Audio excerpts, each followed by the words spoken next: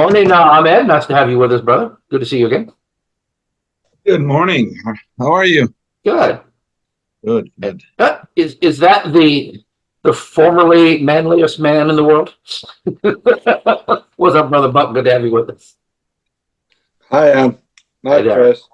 All right, and brother Vaughn, good to have you with us. Good morning from Idaho. Hey, great to have you here. Idaho. We don't get many from Idaho. I think there's going to be one other brother from my lodge joining in because he's the one that reminded me of this morning. Oh, well, that is wonderful. That really is wonderful. Yeah, we have, well, we get people from all over who come in. I had two brothers, or it was a father and son. Well, they were brothers, Masonic brothers, but they had, I think it was either Washington, Oregon, or Idaho, somewhere out there. And they came in. It was one of the meetings because, like, the next meeting, I was going to have a talk on the cryptic degrees, and they were both active in Royal Art Shop that way. And I said, we need to come back. I've never seen him again. And I've emailed him. I was like, you came to one meeting. What happened to you? But I remember they're from the Northwest, and I couldn't remember, much other than that. But it was like, you'd really enjoy this next talk. And then we didn't see him again. So That's fair. If you knew that, if you could remember their names, I probably know who they are because I'm really active in York Rite stuff up here in the Northwest. I'm actually the current department commander for the Grand Encampment up here. Oh, awesome. I could probably go figure it out. I don't know. No problem. Yeah.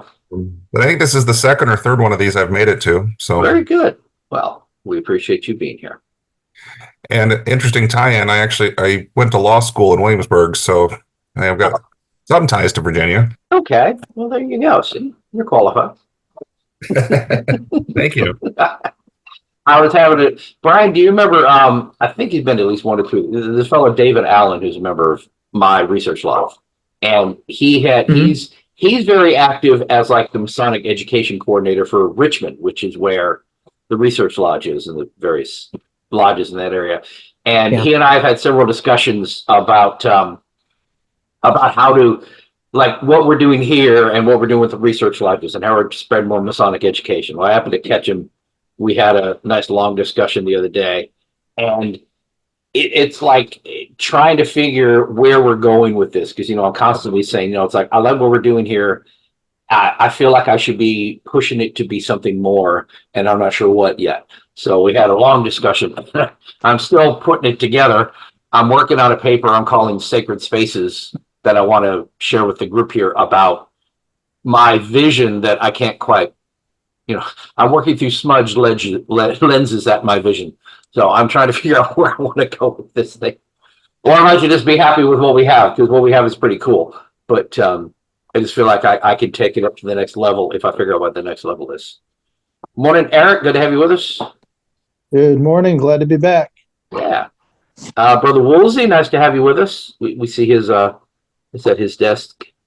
Or is it, looks at the school desk. It's a classroom is teaching. Oh, very good. Okay. I'm from Wisconsin. Until for the rest of this week, I'm still the Grand Sentinel for the council in our state, and I'm a recent member for AMD in the area as well. Oh, very good. Well, we are glad to have you here. Brother Rick, always good to see you again, sir. Good morning. So, as I was saying though about the, I really am. It's like I'm sort of in awe about these unstated meetings. The fact that we're able to do them, that the technology's there relatively cheaply, actually, and I'm able to host these things and get people coming in from literally all over the world who come to attend. But I guess my complaint was, my complaints always were there should be more. I want more people. I want this. I want to reach a wider audience, right? And I just want to say I appreciate everyone who came in today and all of you who come in. So if we only have 10 people for a meeting, I'm still happy that 10 of you made the effort to attend, because that's pretty awesome. But just, it's such a strange dichotomy, because what David's going through in his area is, basically trying to cultivate an interest in Masonic education in his local lodges. And you typically only have a few of us in each lodge who have any interest whatsoever in education. Most of the guys will, if you bring in a program, they will listen and they may get something out of it. They may enjoy it. So they'll attend, they won't object, but it's not something that they're there for. But there's a few of us who are really dig deep into it, who go join research lodges and want to be involved in other things, who go to Scottish Rite because they want more light, they want more of something. So it's hard if you're trying to, push a noodle uphill, try to get people interested in your lodge. But if you put something out there, you're attracting people. And it's actually easier to attract people on a global scale through social media, through Facebook, through websites, emails that I've managed to do. So this is easier to accomplish, to get all of you interested enough to come back on a regular basis, than it is to take 30 members of a lodge and get 10 of them to show up for a Zoom meeting on education, even though you know them personally and they're in your lodge. So it just it's an interesting thing. I'm frustrated, but I'm trying I'm trying to see the positive instead of getting down on myself like, well, I'm not getting more people. Well, I want to have 20, 30 people here at every one of these, 50 people want to, because the speakers are so good, the topics are so good, more brothers should experience it. So that's why, and I'm not down on anybody who's here. I'm grateful everybody's here. It's just like, I want to reach more people. So anyway, it's a constant thing in my head, and eventually I'll get it all figured out. And my speaker is here, and that's all that matters. Good to see you, Brother Austin. It's always a good day when your speaker shows up. Hi, I apologize for a little bit of delay there, but I'm certainly happy to be here. Yep. All righty. Is everybody's volume okay? Because it seems a little quiet to me. It may be my headphones. I don't know. Everybody hearing everybody else okay? In this case, I think it's me. Volume's great. Okay. Then I'm wondering if I might be doing something wrong. If I could find my other headphones, I'll switch real quick, but I can't lay my hands on them. Okay. Oh, there they are. All right. Give me 1 second.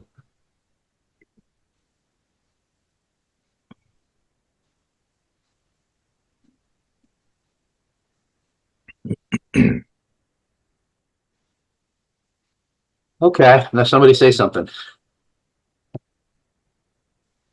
Hello. We can hear you. Test, check, check. Okay, Hello. all right. I think that's a little better. And maybe the headphones. These suckers are like 10, at least 8, 10 years old. So the fact they work at all is impressive. So now you see, if I was a professional, I would turn off the camera while I do that, but I was just changing my headphones. It's not like I was changing my shirt or anything. So but anyway, see, if we're a professional outfit, Brian, I'd have a makeup artist and a wardrober, and I'd have a director. I'd have somebody doing all this stuff, and all I have to do is sit here and talk, and somebody else makes it all happen. Yeah, right? but be fair, Chris. If you had a makeup artist, it'd probably cost you a fortune. That's true. That's true. I'd have to get one. I'd have to get like a student or somebody who's get an intern or something. All right, I have to go shut up my dog. I'll be right back. Y'all talk to yourselves.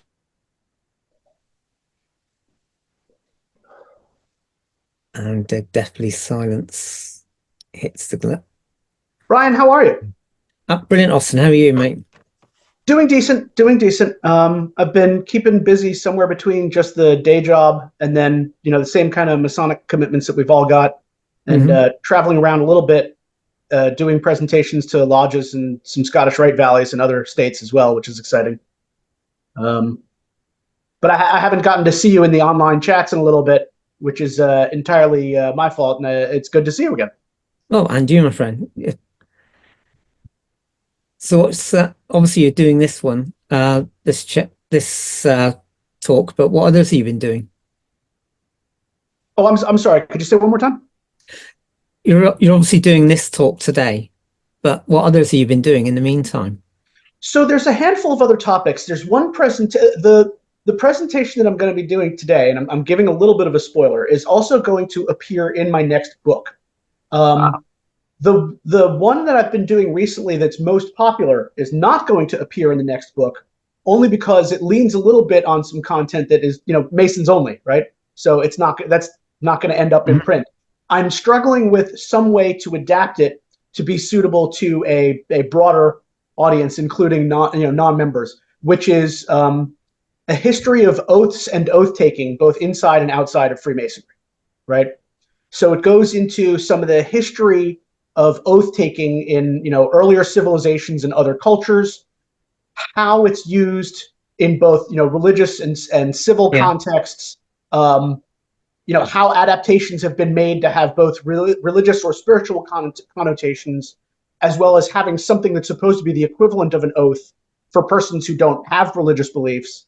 And it seems to have captured people's attention because I presented it at a Blue Lodge where a friend of mine who is master of another lodge was there as a guest that evening.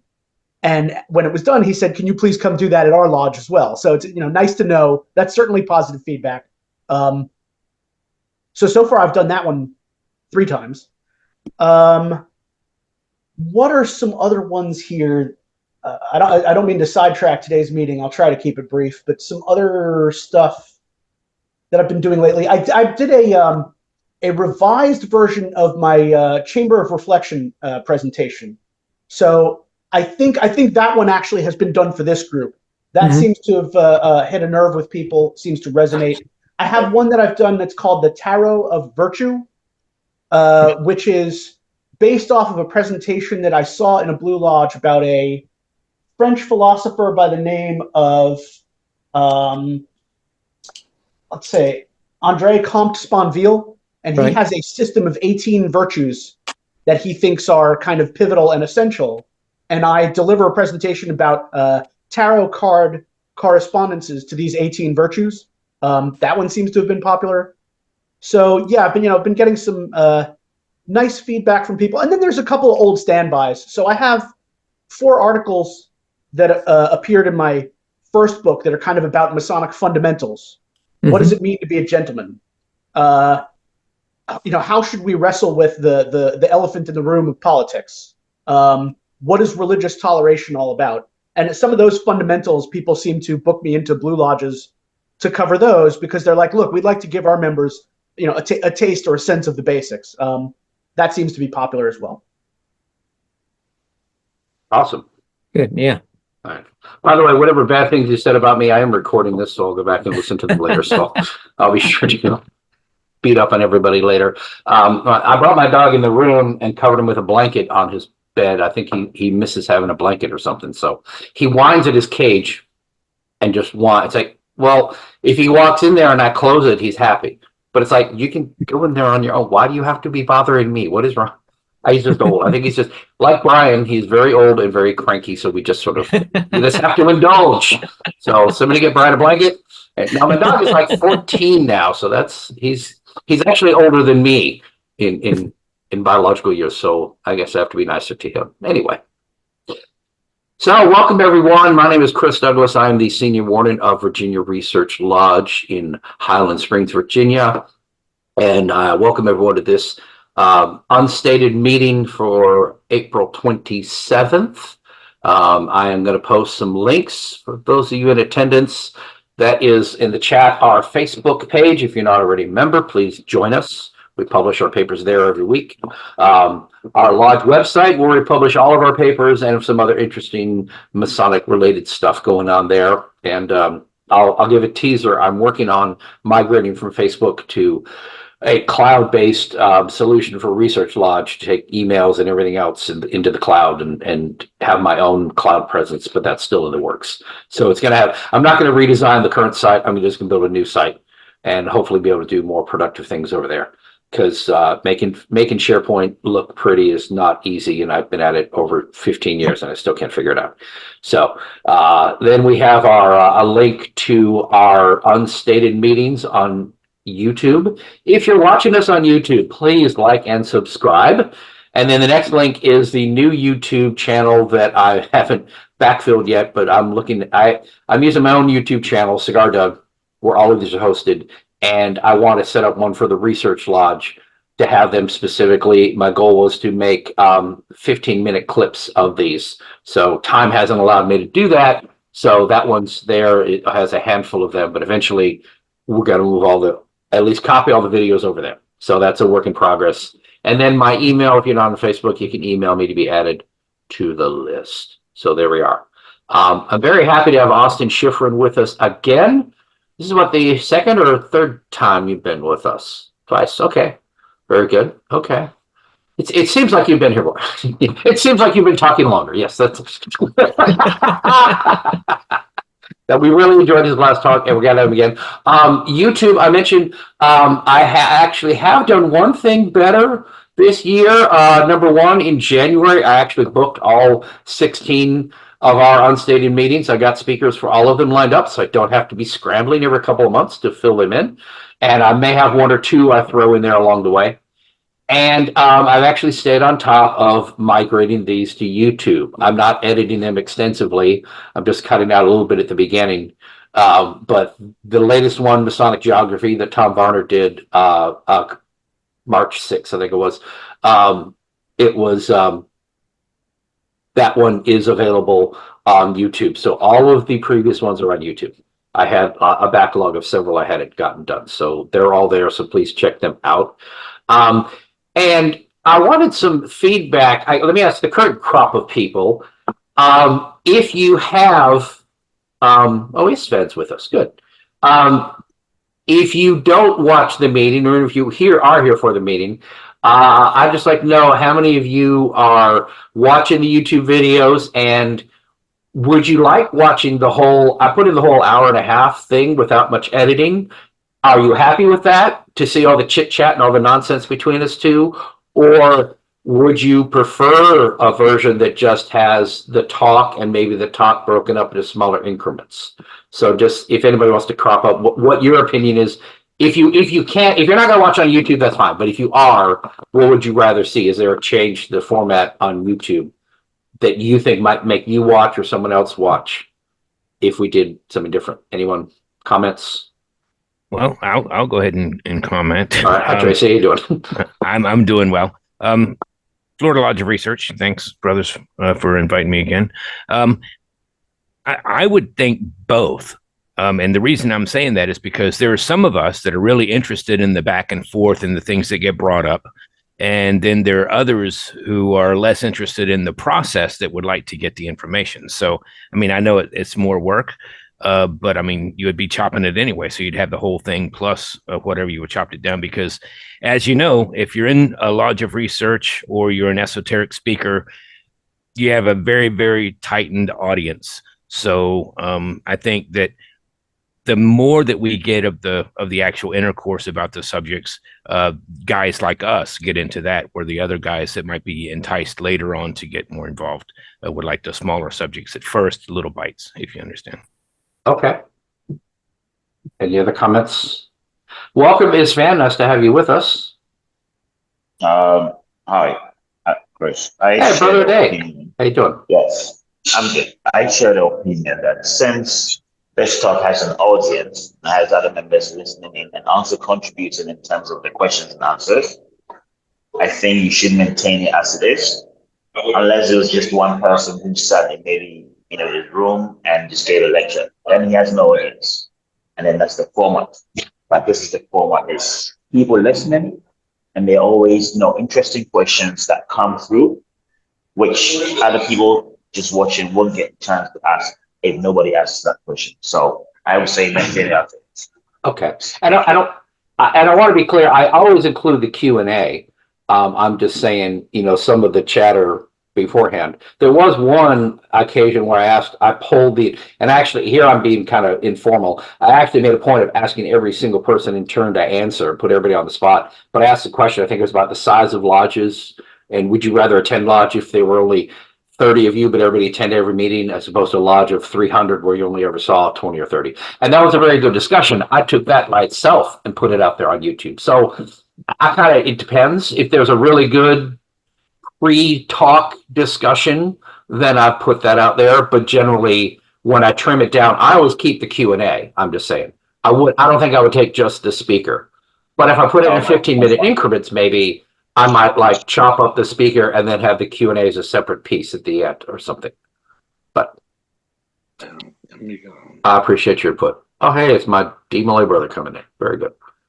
Any other comments on YouTube? And because really, guys, I mean, believe it or not, I make all this up all by myself. I know it's hard to believe, as professional as this looks, but I do all this. Is all coming out of this brain right here. So I'm open to suggestions on other ways to do this on anything with YouTube, because I'm interested in, I guess, reaching different audiences, and that's part of what the conversation I had the other day with the brother was. If I'm maybe spreading too, I'm trying to accomplish too many things. Like maybe I should focus on just growing this audience and reaching more people like us. Do I want to attract more of a YouTube audience to come and watch these? I mean, I kind of want to do everything. So I'm greedy. I want to do everything. But it's true. I can only, if I focus on one area, I'll probably have more success. But I just want to try different things. If I can put a little bit of effort and go from 200 subscribers to 1,000 subscribers, then I want to do that if it's not a tremendous work. And of course, I wouldn't want to do that to the detriment of, serving my actual audience, who is everybody's here in the room. You know what I mean? So I'm trying to be fair, but also thinking, what can I do to keep? I'm always thinking about what I can do to improve. So other comments about YouTube or a format would make you more likely, or you think might attract other people to come in? Anyone? Okay, everybody's perfectly happy with what I'm doing. Great. Glad to hear it. Thank you. Brother John and Brother John, good to have you both here. John Martin is one of my D. Malay compatriots, and we're both advisors with the chapter. And John London is our marshal at Virginia Research. Nice to have you both here today.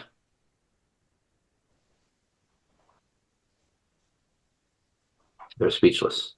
I should say John London was the speaker at our last Stated in February, and he had a talk on mystical characters primarily from the Royal Arch, the symbols that you see in the Royal Arch degree. And it was very interesting.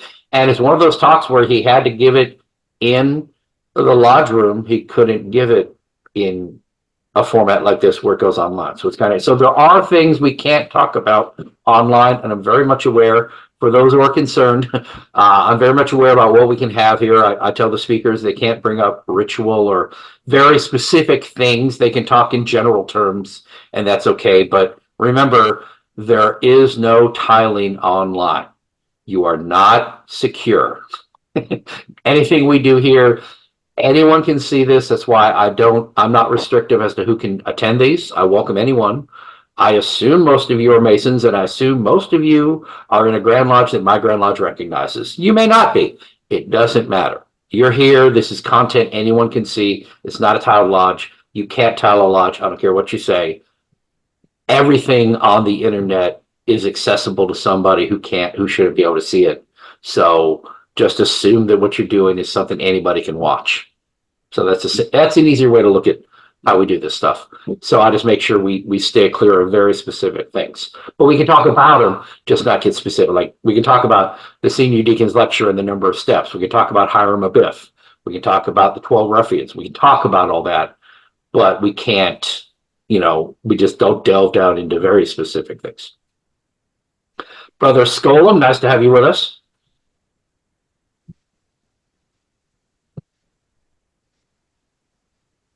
Okay. I'm beginning to think that everybody's just ignoring me, and I'm starting to get a little pissed off, but that's okay. I'm all right. I'm all right. I'm sorry. I'm just teasing everybody. And Brother Dustin, nice to have you with us.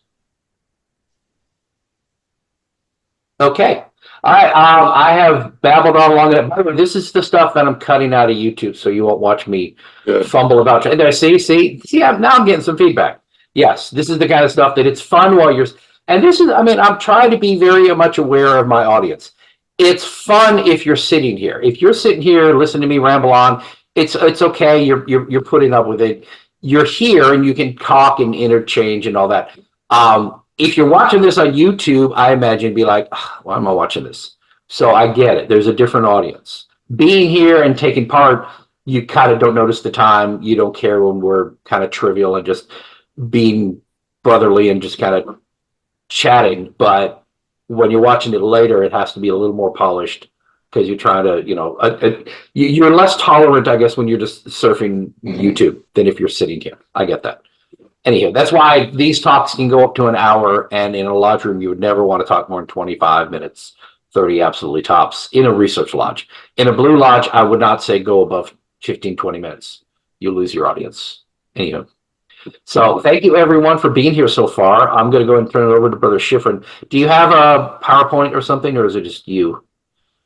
I do not have any visuals accompanying this one. Okay. All right. Well, I already made sense. I made sure to actually throw the switch earlier, but that's okay. All right. So we're going to go and turn it over to Brother Shifrin, who will introduce himself as he sees appropriate, and go and enjoy your talk.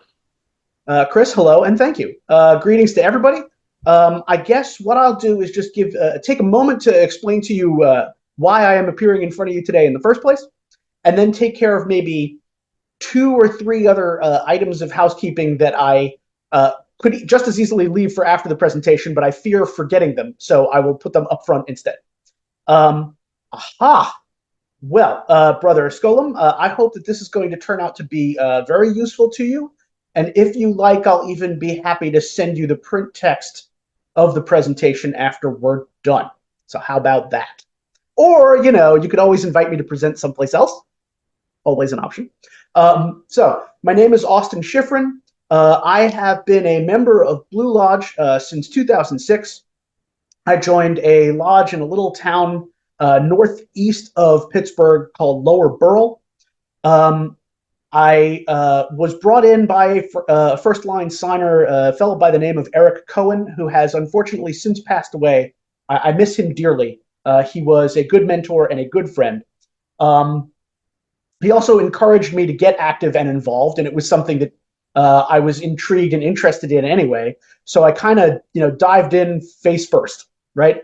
So I got involved as an officer, got onto the officer line in Blue Lodge pretty early, and also joined the Scottish Rite the same year and got involved in their officer line there as well. In hindsight, I don't think I would have attempted both things at the same time. It wasn't the smartest move on my part. I got myself spread a little thin, but I did enjoy it tremendously. One of the reasons that I bring this up is because in the Scottish Rite Valley of Pittsburgh, they ask us to contribute to their magazine. As a line officer, we help provide the content for the magazine. And I was really cheered up by the feedback that I got from people that the editors of the magazine asked me to stay on with their staff and continue contributing writing even after my time as a presiding officer in the Scottish Rite was over. So after years of writing articles for that magazine, I started to, and getting some feedback that I really appreciated, some very encouraging feedback from people, I started to wonder whether there might be enough of an audience to gather what I had written as a book and put it out. And so about 2 years ago now, I did. Since then, I've been very pleased to be traveling mostly around Pennsylvania, but a little bit Ohio, New York, one presentation out in Arizona, just getting to meet and speak with brethren, make presentations in lodges, in Scottish Rite valleys, I've done one York Rite cryptic council now as well. Some of it on the subject matter from my first book, and then some of it on original presentations that I've written since then as well. So I should then point out these items of housekeeping. The book is called More Light, Collected Masonic Writings of 2017 to 2021, and it's available at Amazon. Chris, would I be allowed to put the link in the chat? Absolutely. Please do so. Okay, so I will do that. So if you find today's presentation interesting, although this specific presentation isn't in that book, if you find my style interesting and you like what you hear, please consider taking a look at it and maybe picking up the book. I will stick that link in the chat. If you are interested in finding out where I am speaking next, either virtually or in person, the easiest way to keep track of me is on Facebook. I have a page called Austin R. Shifrin, author. And that's the best way to find out where I'm going to be next. In addition to which, I try to share some more short form information, educational stuff, thought-provoking stuff on Facebook as well. And the last point that I did want to share with you guys, and again, like I said, I wanted to make sure I didn't forget, because I've done that before. I do have a second book coming out. I'm really hoping maybe June this year. So if you would please keep on the lookout. The next book that I'm going to be putting out is called Black Ink, Farther Stars, and it will include the presentation I'm about to deliver to you. So without any further ado, a little conversation about how the Allied Masonic Degrees and the Grand College of Rites complement each other. Incidentally, I'm working 2 screens today, so you guys are over here, and the paper is over here. If I look like I'm gazing pensively off into the distance, it's just me reading my own paper. How the Allied Masonic Degrees and the Grand College of Rites complement each other. So I'd like to start out by sharing with you a little joke. What's the difference between a hippo and a zippo? The difference between a hippo and a zippo. One's very heavy and the other is a little lighter. Now, because I'm a member of one of these bodies, the Allied Masonic Degrees, and I had heard of the Grand College of Rites, but I didn't know much about it, I wanted to do some research to compare them. How are they similar? How are they different? And I suspected that that comparison could be interesting and useful to our audience as well. While the joke is just some lighthearted fun, I'd like to point out that the joke actually teaches us something about our tendency to want to compare things. It's very common for us to ask 2 basic questions. How are these things similar, and how do they differ? Surely, a fraternity that inculcates the study of grammar, rhetoric, and logic implies that we should be deeper critical thinkers. And in that spirit, I think we should strive to add a 3rd question to our agenda. How do they work together? Now, I was discussing an earlier presentation about a different subject with my girlfriend, and that I wasn't completely satisfied with how I had delivered that presentation. My concern was that I hadn't made the main thesis clear enough at the outset. And then I was distracted realizing that during my own presentation by worrying over whether the rest of it was making enough sense to the audience. So she reminded me of a principle that she had learned in a college course. Tell them what you're going to tell them, then tell them what you told them. So in that spirit, I'm going to relay to you how Seth Anthony summarized this comparison when I was discussing the topic with him. The Grand College of Rites sought out defunct or dying Masonic groups and said, let's preserve their ritual by publishing it. The Allied Masonic Degrees sought out defunct or dying Masonic groups and said, let's preserve their ritual by conferring the degrees. Okay, we're done. You can go home. Just kidding. I thought that the obvious way to begin would be to give you an overview of each of these groups, and that a simple way to order it might be chronologically by which was older. One thing that I found striking right away was how close together in time both bodies began operating in the US. But since the roots of the Allied Masonic Degrees in the UK go back a little farther, I'm going to begin there. So the following is taken from the website of the Allied Masonic Degrees of Devon and Cornwall in the UK. The Grand Council of the Allied Masonic Degrees was formed in 1879 to bring under its direction all lodges of various orders who recognized no central authority and were not regulated by other major governing bodies. The Allied Masonic Degrees are a group of 5 degrees which at one time were conferred under craft warrants. Nowadays, they are known as progressive degrees, but at one time they were called side degrees, and it was a common practice for a group of brethren to take one brother to the side after a craft meeting and confer a degree on him in a short ceremony, complete with its own passwords, pass grips, etc. The ancients allowed any craft lodge to work any Masonic degree, but since the formation of the United Grand Lodge of England, 1813, only the 3 craft degrees and the Royal Arch can be performed in craft lodges. Many other degrees continued to be worked, though, and several formed their own Supreme Grand Lodges, for instance, Mark Masonry.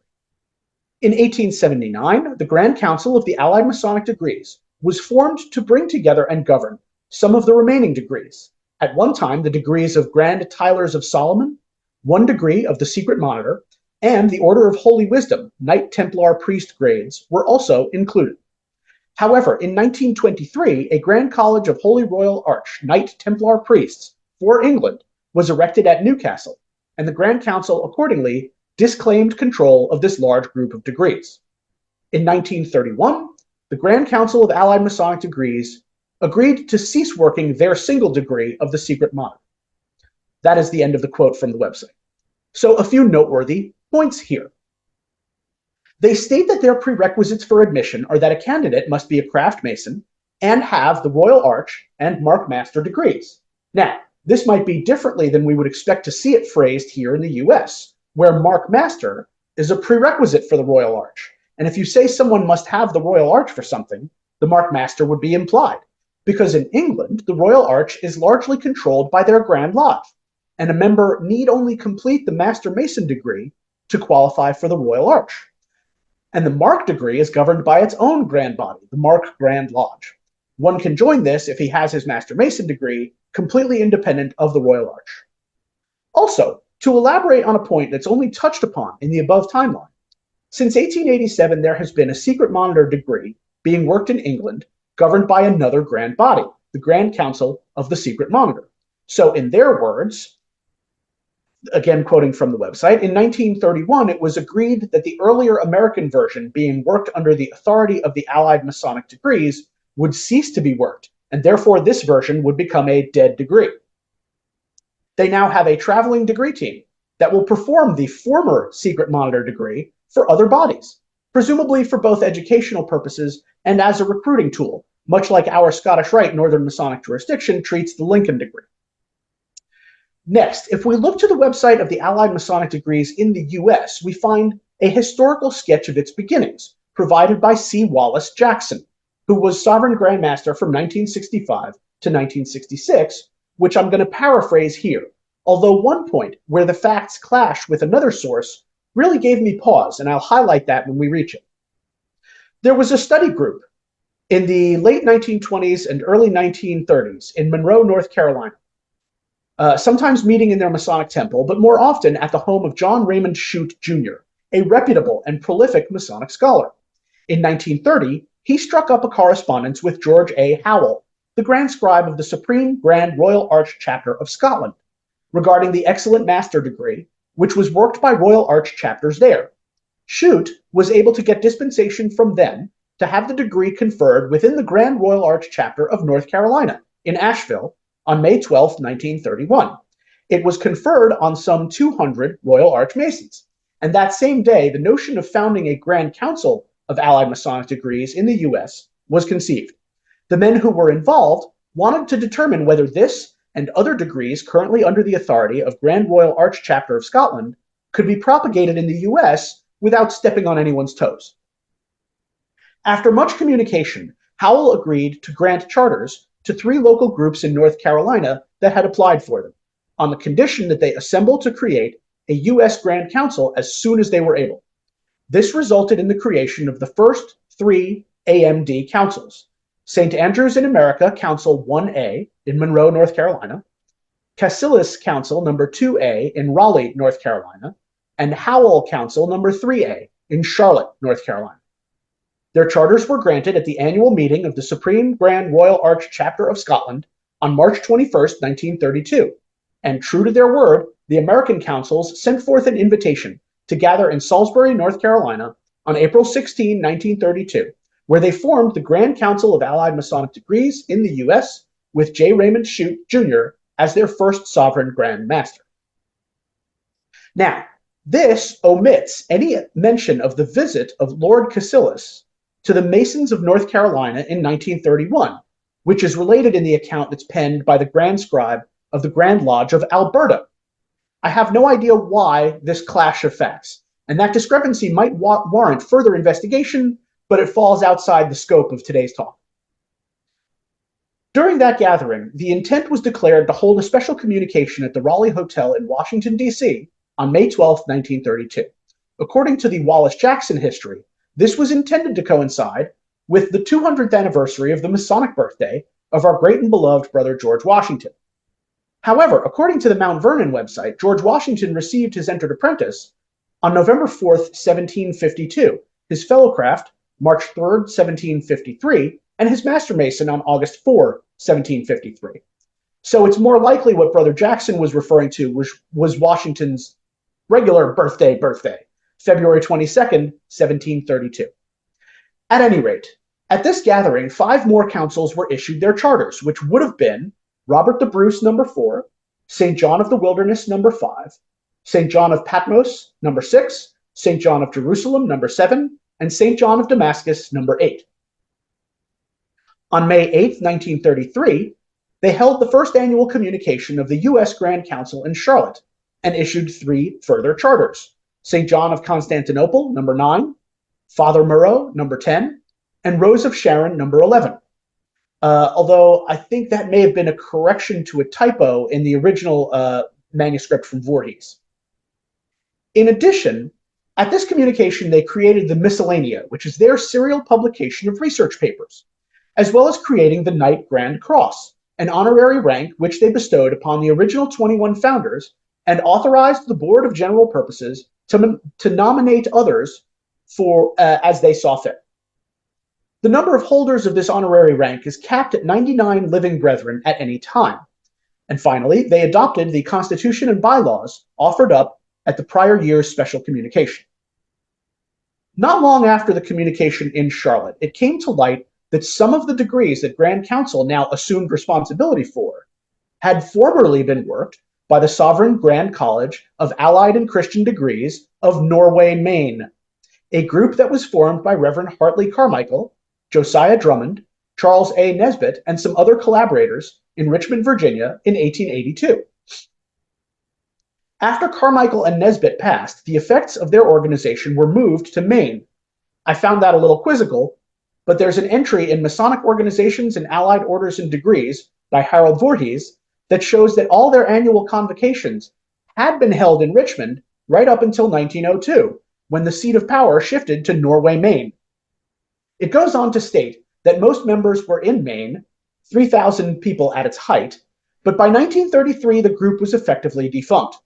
Voorhees states that there were 34 members remaining nationwide. And yet there was some concern that this could call the authority of the newer Grand Council of Allied Masonic Degrees to perform these degrees into question. So, Shute and William Moseley Brown traveled to Norway, Maine in July of 1933 and negotiated an arrangement for Grand Council to absorb this Sovereign Grand College of Allied and Christian Degrees. At a special communication of Grand Council of AMD on July 22, 1933, in Raleigh, Articles of Union were drafted and proposed for adoption. The articles were ratified on February 20th, 1934, at the second annual communication of Grand Council, which put the authority of Grand Council on firmer footing. Besides the degrees that had been disputed, Grand College turned over to Grand Council some additional degrees concerned with Christian philosophy. A new organization was formed to administer and regulate these degrees, named Ordo Sacerdotalis Templi, which later became the Holy Royal Arch Knight Templar Priests. That's a mouthful right there. This lays out the early history of our Grand Council of Allied Masonic Degrees, how it arrived in the US from the UK, and even some of the issues or conflicts regarding the scope of its authority and how those got resolved. Today we have our core degrees, plus 3 that Voorhees would call appended: the Red Branch of Eri, the Order of the Scarlet Cord, and Ye Ancient Order of Corks, as well as 6 degrees that are only available to installed or past Sovereign Masters. Our prerequisites are that one must be a Royal Archmason and must have been invited by an individual council to membership in their unit. Any description of the history of Grand Council will have to focus on the ritual, given the nature and the mission of the body. However, in practice, each of our constituent councils has a fair amount of latitude in how much they choose to focus on ritual versus fellowship, as their collective members see fit. There's approximately 418 constituent councils currently active in the US as of June of last year, 2023, and they are overseen by Grand Superintendents. The role of Grand Superintendent was created by the founders to assign a person to a state that they wanted to expand into. That office was eliminated in 1944, but it was reinstated in the early 1990s, sometime after the centennial, 1992. And it was evolved into something more like a district deputy's role. The grand superintendents now oversee different size areas entirely at the discretion of their Grand Master, and the rest of the Grand Officers are a progressive line working up to Grand Master. So regarding the degrees of AMD, the degrees offered by the Allied Masonic Degrees can be grouped into two overarching categories. The ones that outside of the US are governed by their own independent grand bodies: the Royal Ark Mariner, the Order of the Secret Monitor, the Ancient Order of Corks, the Order of the Scarlet Cord, and the Order of the Red Branch of Eri. And then those that only exist within the AMD: Excellent Master, Architect, Grand Architect, Superintendent, Master of Tyre, Knights of Constantinople, St. Lawrence the Martyr, and Grand Tylers of Solomon. A little bit of history on each degree. The Royal Ark Mariner. References to that degree date back quite far, but conflicting accounts muddy the waters. There is mention that we should all conduct ourselves as Noachide, or sons of Noah, in Anderson's Constitutions of 1733, but it's unclear whether that admonition is referring to a specific degree. There's some speculation that the presence of the Ark and the Anchor as early craft lodge iconography suggest that they were once part of a specific degree, lost in time. But the symbolism remained and was syncretized into our work. More concrete and plausible references to possible origins include a certificate with a date and location Limerick, Ireland, February 27th, 1790, from the Grand High Priest of the Grand Chapter of Knights of the Red Cross and Noachidas, on the authority of Lodge number 271 of Irish Constitution. A reference to a branch of Freemasonry called the Good Samaritan, or the Ark Masons, from an entry in the History and Description of the town and borough of Ipswich, dated June 17, 1790.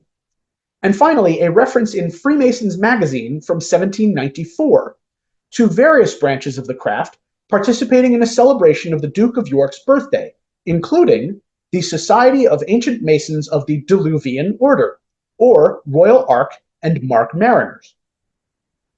It's worth noting that in the introduction to this degree in our ritual book, it suggests, for further background information, consult the Collectanea of Grand College of Rites, Volume 12, Parts 1 through 4, by Dr. William G. Peacher. It turns out in our degree books for AMD in the US, you see repeated references like this to the publications of Grand College of Rites, further emphasizing the symbiotic relationship between the two. The Order of the Secret Monitor. This degree takes as its inspiration the story of the close relationship between Jonathan, the son of King Saul, and David, the son of the shepherd Jesse, in the Book of Samuel. Jörg Franz Burkhard Kloss, a German historian of Freemasonry, who would himself have made a splendid member of the Grand College of Rites, wrote in his History of Freemasonry in France, illustrated from 8 documents, on page 531, regarding the order of Jonathan and David, and references some of the same heads of the order as Ars Quatuor Coronatum, Dalmancourt, de Gonsalvin, and de la Garde. The Ars Quatuor article suggests that these gentlemen had documents supporting their authority originating from an existing chapter in Avignon, France, dated 1788. We are told that it appears in the US being worked as a side degree in 1850, although I can't identify the primary document supporting that date. The very nature of side degrees, where no records, no minutes, no dues exist, tends to stymie historical efforts. But we pick up the story with the introduction of an interesting character, an Englishman and a podiatrist by the name of Issachar Zachary, who was living in the US during the Civil War, a confidant to President Lincoln and active in Freemasonry. He brought the degree of Order of the Secret Monitor back to London with him in 1875 and collaborated with brethren there to create a grand body for it in 1887. In the meantime, the ritual utilized by AMD in the US remains true to the version in use since 1896, as revised and augmented by Reverend Hartley Carmichael. Here, it's noteworthy that our ritual book also states, for further background information, consult the Collectanea of the Grand College of Rites, Volume 13, Parts 1 and 2, by Dr. William G. Peacher. Jay Woosley, you're absolutely correct. It is effectively impossible to get your hands on some of these volumes. So wherever they are out in circulation, I hope somebody appreciates what they've got. Chris, could you remind me how I'm doing for time, please? It's 10:45, so you got another hour. Okay. No, don't. Your call. I think you've been on it about 25 minutes. All right, no problem. The Ancient Order of Corks. This is a degree with a nautical theme based loosely on the biblical story of Noah and the flood.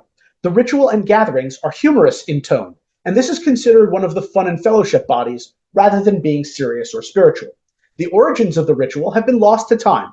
Apparently, the Grand Lodge of Mark Master Masons of England have the earliest documentation of it, but it cannot be said with certainty whether that establishes the origin. Their focus is on raising funds for charity, particularly children's charities, often by means of fines or penalties that are levied in a joking spirit. Among the potential offenses is failing to carry and produce on demand an item of cork within a metal ring, in a similar fashion in which other bodies might use a challenge coin. Abroad, one finds individual cork lodges, such as in Scotland, England, Belgium, Italy, Australia. In England, possibly under the authority of a Great Board of Corks, while in the US, the Order of Corks is administered under the aegis of Allied Masonic Degrees, and its activities take place chiefly at Masonic Week. No reference to further academic documentation is made in our ritual book. The Order of the Scarlet Cord. Today's Order of the Scarlet Cord has its origins in an earlier body, the Royal Order of Knights of the Scarlet Cord, which was created in the UK in 1889, which was in turn derived from 18th century documents from the Amsterdam Masonic Archives. It is inspired by the story of the siege on Jericho in the biblical book of Joshua, in which the prostitute Rahab helps conceal 2 Israelite spies from the soldiers of the king.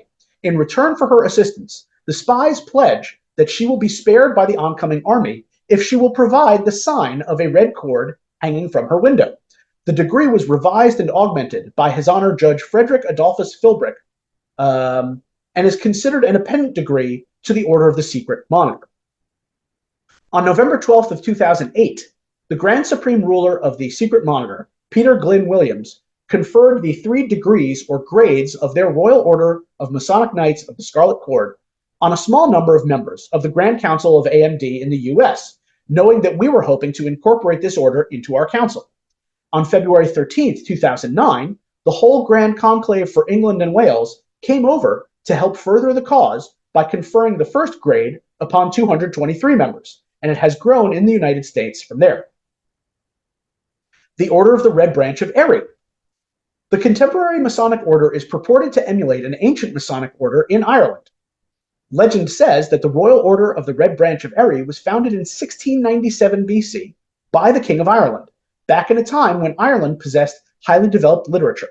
An ancient book entitled The Annals of the Four Masters of Ireland tells of the Knights of the Collar of Eri, as instituted by King Aemon and his 8 princes over the armies of the 4 provinces of Ireland, i.e. Ulster, Munster, Leinster, and Connaught.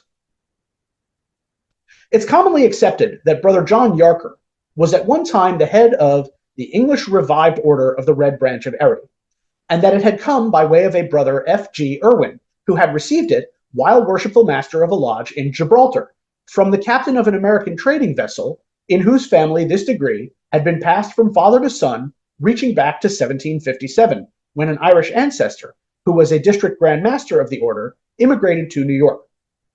Per the account in our Constitution, the manuscript in Yarker's possession was surrendered to Grand Council of the AMD in the United States on October 10, 1933, by John Raymond Shute, Jr. St. Lawrence the Martyr. Uncommon among our Masonic rituals in that it contains no direct reference to either biblical or chivalric characters, but similar to some others, inasmuch as it puts forth this martyr as an example of fidelity and fortitude for preferring capital punishment over betrayal of his faith in the middle of the 3rd century AD. The degree was in circulation in England, particularly Lancashire and Yorkshire, for some 200 years, and was in all likelihood utilized to help distinguish operatives from the Johnny-come-lately speculatives when they began joining lodges. Not much distinct and substantive is said about the history of this degree within the US, aside from what we already know of the transmission from Scotland to North Carolina in 1932. In our ritual book, it does close with the reference, "For further background information, consult the Collectanea of the Grand College of Rites, Volume 15, Part 1, by Dr. William G. Peacher." Excellent Master. The ritual makes reference to the children of the Babylonian captivity and the decree of Cyrus permitting them to return to Jerusalem in 538 BC, one of the few examples of interesting overlap between the York and Scottish rites as we experience them in the US. The Excellent Master degree is so closely related to other royal arch working in its form that it is surmised to have been always connected with those bodies in Scotland from time immemorial. According to records of St. Andrew's Chapter in Boston, the degree was in use in the United States as early as 1769, when reference is made to a brother having been made by receiving the 4 steps, that of an excellent, super excellent, royal arch, and Knight Templar. It may well have still been practiced in the US between the 18th and 20th centuries in small numbers and a scattered fashion, but when Shute wanted to know more about it in 1930, the effective approach appeared to him to be to reach out and inquire with the Supreme Grand Royal Arch Chapter of Scotland, rather than any less authoritative source. Architect, Grand Architect, and Superintendent. A sequence of degrees. They are hybrids to some extent with French or German characteristics of dramaturgy, yet using trestle boards in an English style. We are told these degrees were first identified being worked by the early Grand Rite of Scotland under the same names as the 7th, 8th, and 9th degrees of the Blue Series. In our ritual manual, we also learn that a version of the degree of architect can be found in the Manual of Freemasonry by Richard Carlisle, posthumously published in London in 1855. Purportedly, the ritual is an amalgamation of several that were in use at the time, one by William Finch, who was a fascinating character all by himself, which results in some errors or inconsistencies, such as catechisms at the end that don't match with the ritual action earlier in the script. The entire sequence of 3 was incorporated into the AMD of the US in a second wave, as it were, at the first annual communication of the US Grand Council in Charlotte, held on May 8, 1933, according to our centennial history. Masters of Tyre. This degree is truly uncommon among the set, in being entirely modern in origin.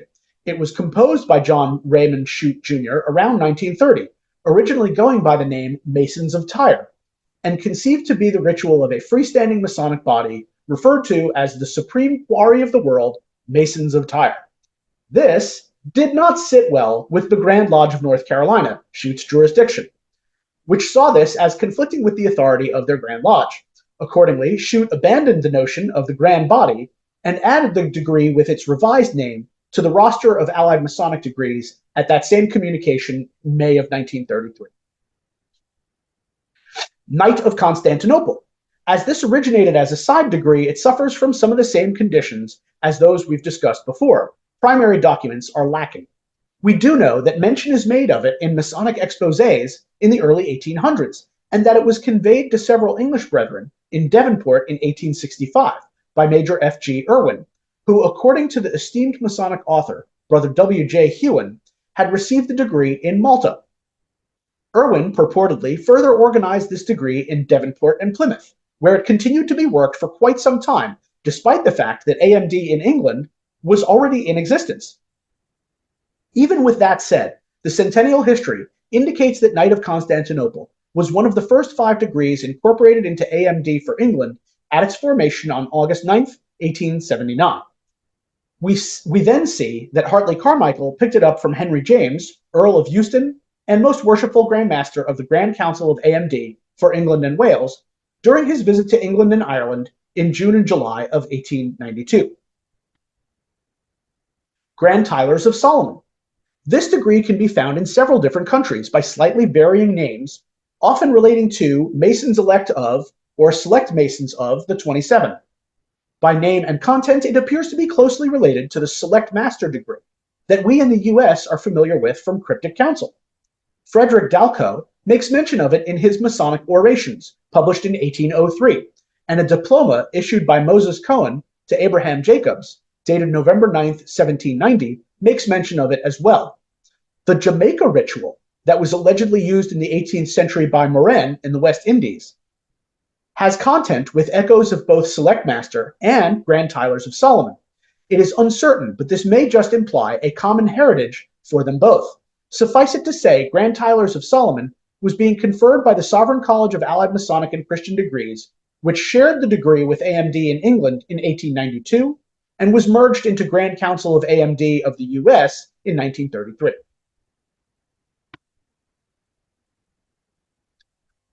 So now, the Grand College of Rites. Next, we'll explore the origins and history of the Grand College of Rites. From their own webpage, the Grand College of Rites was formed at 9:25 p.m. on May 12, 1932, in Washington, D.C., when the sovereign sanctuary of the Egyptian Masonic Rite of Memphis unanimously voted to surrender the sovereignty of its three rites for the purpose of being absorbed by the Grand College of Rites about to be convened. After its formation, several other Masonic organizations also transferred their final authority into the bosom of the Grand College of Rites, making it the only regular Masonic body in the U.S. with authority over the rites of Memphis, Mizraim, the Free and Accepted Architects, and many others. Over the next 23 years, they would absorb many more rites and rituals. Among those, the Swedenborgian Rite, Fratres Lucis, Rite of Adoption, the Martinist Order, the Adoniramite Rite, the Ancient Order of Zuzimites, Queen of the South, the Consecrated Philoclesian Host, the Order of the Palm and Shell, and the Free and Accepted Architects. Now, I was not able to find information on every single one, but I did my best to offer some insight into the history through which they arrived under the aegis of the Grand College of Rites. Memphis Mizraim. The Rite of Memphis Mizraim certainly offers us enough intrigue to begin with. My knowledge begins with an article, The Egyptian Rite of Memphis, from a lovely resource, The Square magazine, based out of the UK. The author himself claims to be a past master of a lodge in Romania, which works the Rite of Memphis Mizraim, which should prove puzzling to all of us who believe that rite to be defunct. I wound up making the decision not to reach out to any persons claiming to be members of currently active bodies working this rite, so as not to muddy the waters. But I confess, I was very curious. The legend of that body is that their ritual originates with an Egyptian magus named Ormesius, or Ormus, whose disciples preserved his secrets until the arrival of, you guessed it, the Templars in 1118, whose spiritual descendants in the form of the Knights of Palestine, or Brothers of the Rosy Cross of the Orient, brought these principles with them when 81 of them arrived in 1550 under the leadership of Garamond for an audience with the Archbishop of Uppsala in Sweden. The author claims, therefore, that this is how all Freemasonry arrived in Europe. Naturally, there are other accounts that conflict with this mythos. With that said, let us turn to perhaps a more trustworthy source, Brother Albert Mackey. In his encyclopedia, he describes a scene in Milan, Italy, in 1805, when one L'Echangeur, a brother and officer in a craft lodge there, received some of the degrees in the ancient accepted Scottish Rite, but the Supreme Council saw fit to decline him permission to proceed further. To spite them, he declared his intention to create a higher degree rite of his own, which he proceeded to do. His Rite of Mizraim was not initially very active. However, in 1810, he granted a patent to one Michael Bettereed, who brought the rite to France and was very industrious in its propagation. Please note, Mackey's encyclopedia says in the entry regarding L'Echangeur that the patent was granted in 1810, but says in the entry regarding Rite of Mizraim that it was introduced into France in 1814. The Rite of Mizraim consisted of 90 degrees, divided into 17 classes, and those, in turn, under 4 series, labeled symbolic, philosophic, mystical, and Kabbalistic. In the interest of not being accused of attempting to pad my paper and presentation, I am not going to list all 90 degrees here. The following summary observations, however, would be important. Firstly, as befitting the nomenclature of a rite, the first 3 degrees were indeed the fundamental degrees in craft Freemasonry, if going by slightly different names. However, he made the peculiar innovation of doing away with the Quranic legend in favor of a tale regarding Jubal, son of Lamech. And finally, many of the degrees were duplicated entirely from the Scottish Rite. while others, Mackey notes, are founded upon or borrowed from the Egyptian rites, and its ritual is a very close imitation of the ancient system of initiation, to quote Mackey. He further observes that administering this rite was quite unwieldy to the modern Mason, accustomed perhaps to participating in a Scottish Rite reunion weekend. The notion of a 90-degree system is nigh unfathomable. And the patriarchs of this system expected to be accorded authority over all other Freemasonry in their immediate surroundings, which was never conceded to them. Owing to a pro-Masonic environment under Napoleon's regime, this unwieldy rite nonetheless flourished in France for a few years alongside its fraternal cousins. But after the fall of Napoleon, in the throes of the Bourbon Restoration, a conspiracy catalyzed by some non-commissioned officers around 1820, which was dubbed the Four Sergeants of La Rochelle, cast a pall over the activities of secret societies in France, much like opponents' reaction to the Carbonari in Italy, and led to a Masonic decline. Now here I run into confusing but interesting conflicts between the Angelescu article, which we read, what we read in Mackey, and the website of Grand College of Rites itself. The Angelescu article, the one from the Square magazine, claims that the Rite of Memphis was brought to France by a brother Samuel Honus in 1814, which is backed up by the history and principles of the rite as written by John Yarker, although his veracity and reliability have been questioned. It was subject to the same clampdown as other Masonic activity in 1816 to 1820, and it was revived in Brussels in 1838 by Jacques-Étienne Marconi, who founded Lodge Osiris there. But Mackey's entry seems either unaware of or discounting the earlier activity, and it simply states that in 1839, two French Masons, named respectively Marconis and Moulet, of whom the former was undoubtedly the leader, instituted first at Paris, then at Marseille, and afterwards at Brussels, a new rite which they called the Rite of Memphis, and which consisted of 91 degrees. The Rite of Memphis was undoubtedly founded on the extinct Rite of Mizraim, for as Jean-Marie Ragon says, the Egyptian rite seems to have inspired Marconis and Moulet in the organization of their new rite. I sometimes get the feeling that Brother Mackey never met a comma clause that he didn't like. With revolutionary conflict going on in Europe in 1848, French Republicans fled to England. In 1850, French exiles who wound up in London founded a Rite of Memphis lodge, originally called Disciples of Menes, a reference to the pharaoh Menes, who reigned over Egypt from circa 3200 to 3000 BC, and they eventually renamed it the Grand Lodge of Philadelphus. The Rite of Memphis was never fully accepted by the central Masonic authority there, the Grand Orient of France, and so after about a decade of efforts, when Prince Louis Napoleon Bonaparte came into power in 1852, the Rite of Memphis was supposedly shut down, although competing narratives regarding activity at that time from modern-day adherents of the rite exist. Meanwhile, in the UK, in 1853, Philip Bergeau was elected Grand Master of the Grand Lodge of Philadelphus and representative of the Grand Hierophant for Great Britain and Ireland. In the succeeding years, Memphis Rite lodges continued to propagate. However, in 1857, a rift began between lodges with a more political culture and those with a more esoteric focus. Around this time, one Benoit Decaen put forth the opinion that the higher degrees of the rite were extraneous and also contradicted the Masonic principle of equality. He established a reformed Rite of Memphis, which only worked the beginning 3 craft degrees. In the meantime, Bergeau and his followers remodeled their Oriental Rite of Memphis to 33 degrees. In 1857, Marconi journeys to New York and creates the 94th degree Sovereign Grand Council of the Rite of Memphis, with David McClellan as Sovereign Grand Master. In 1861, McClellan would resign and be succeeded by one Harry J. Seymour. Mackey goes on to describe later events, one aspect of which I found puzzling, but I have added my own commentary here for clarification.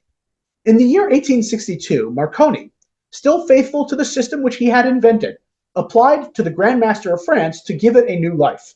The Grand College of Rites was consulted on the subject. The Grand College of Rites in France, an entirely different body than our Grand College of Rites in the US, was consulted on the subject, and the Council of Order which is akin to the Committee of General Purposes for the United Grand Lodge of England, having made a favorable decree, the Rite of Memphis was admitted in November 1862 among those Masonic systems which acknowledge obedience to the Grand Orient of France and perform their functions within its bosom. The entry goes on to detail that in spite of taking an oath never to do so, Marconi continued to dabble in granting degrees as far afield as Moldavia in the Rite of Memphis. The Grand Orient of France took the impressively gracious stance of not bringing him up on charges. Subsequently, the Grand Orient of France eventually got word of Marconi's activity in New York when a brother in Lancashire, England, reached out to them to try to verify the legitimacy of Harry J. Seymour's efforts to establish a Rite of Memphis footprint in the UK. The Grand Orient of France responded, assuring the writer that they had never authorized such activity, nor claimed the authority to do so on the soil of another Grand Lodge. They did, however, grant Harry J. Seymour the authority to act in the United States. He was present at the occasion where Marconi made his concession to the Grand Orient of France, and they issued him a patent to create a sovereign sanctuary of the ancient and primitive rite of America, as well as conferring upon him the degree of illustrious Grand Master, 33rd through 96th degrees. This move strikes me as odd and incongruous, given the correspondence with Moldavia and Lancashire, but I imagine that there might be nuances of which I am unaware. With that said, in 1865, the Sovereign Sanctuary of the United States reduced their system to 33 degrees, and they opened communication with Giuseppe Garibaldi, the head of the Grand Orient of Italy, offering him honorary membership. It was Garibaldi who went on to conceive of the plan to unite the rites of Memphis and the Rite of Misraim. In 1872, a rift was emerging as a result of brethren who resented the curtailed degree system, and so a rival body was created under the leadership of another Marconi associate by the name of Calvin C. Burt. Scandal began to roil as a result of allegations that the fees associated with degree conferrals were all going directly to Burt, which, as the structure included petition and degree fees for each of the 4 series, amounted to a hefty sum on the order of $6,000 in today's money. 6,000. By 1874, the rank and file of the existing mainstream Rite of Memphis had come to disapprove of Harry J. Seymour, and they made a move that we might consider unusual, of paying him to resign, which he did at their annual meeting in June, and Alexander B. Mott was chosen to succeed him. Meanwhile, in the rival body, pressures on Burt had finally come to a head, and he sold his patents and authority to one Darius Wilson. But some members, refusing to accept this line of succession, elected as their leader a man by the name of Judge Parrish. At this point, then, you had 3 splinter factions of ancient and primitive Rite of Memphis operating: Burt, Wilson, and Parrish, and one mainstream under Mott. Wilson made overtures to merge his rite with Mott, who declined. However exactly it managed to struggle on for the next 60 years, it is apparent that this conflict and infighting put the membership of the Rite of Memphis Misraim on a downward trajectory, such that by 1931 a reasonable observer might refer to the project as defunct. It was under these circumstances that we dovetail with the origin story that we know from the Grand College of Rites of USA itself, where Shute from Monroe, North Carolina, and Voorhees of Red Bank, New Jersey, caught wind of Brother Reverend Henry Parcell of New York City, a surviving member of this disappearing order, which risked being lost to the sands of time, and these brethren came to the conclusion that they would form their Grand College of Rites for the purpose of documenting and archiving the obscure corners of Freemasonry, to conserve them for the sake of posterity. The Swedenborgian Rite. Emanuel Swedenborg was a renowned Swedish theologian who lived from 1688 to 1772. Whether or not he himself was a Freemason is the subject of conjecture. If he was of the sort who chose to exercise the utmost discretion, as implied by the Masonic historian Samuel Beswick. Mackey is inclined to conclude Swedenborg simply wasn't. His early studies and career from his teens through his 20s were more concerned with the natural sciences, studying mechanics, philosophy, and physics. In his 40s, moving on to physiology and anatomy.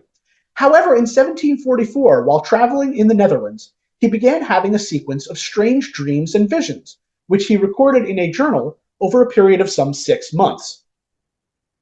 His gradually increasing spirituality led him to write and publish De Cultu et Amore Dei, or The Worship and Love of God, in 1745. He resigned from his salaried job and wrote Arcana Celestia, or Secrets of Heaven, published in 8 volumes from 1749 to 1756, and 14 other metaphysical works over the remainder of his lifetime. His work fascinated one Antoine Joseph Pernetti, a French former Benedictine who was laboring at his own system of Masonic reform. In 1760, Pernetti relocated to Avignon and established his Rite of the Illuminati, which consisted of the Masonic 3 degrees and one additional, titled The True Mason, incorporating religious and philosophical ideas of Swedenborg, as well as Jacob Boehme. To quote Mackey, in 1783, this system was reformed by the Marquis de Thomé, another Swedenborgian, and out of that reform arose what was called the Rite of Swedenborg. This rite made a foothold in Canada, with a grand body chartered in 1872 and actually formed in 1873. In 1876, they received an inquiry from John Yarker and some associates in England, and between 1877 and 1879, they created 11 lodges in Britain. Men with an interest in Masonic history were attracted to it, but because Yarker had run afoul of Scottish Rite Supreme Council, he had been expelled for unmasonic conduct, other Scottish Rite Masons avoided it. Next came efforts to expand into Germany. In 1901, one lodge was warranted in Berlin. Around this time, their magazine, the Balustre, announced the impending opening of lodges in 4 other cities, but this never came to fruition, and by 1908, it could be considered dormant or defunct. It was one of the earliest absorbed into the Grand College of Rites, and their ritual appeared in the first ever issue of Collectanea in 1935.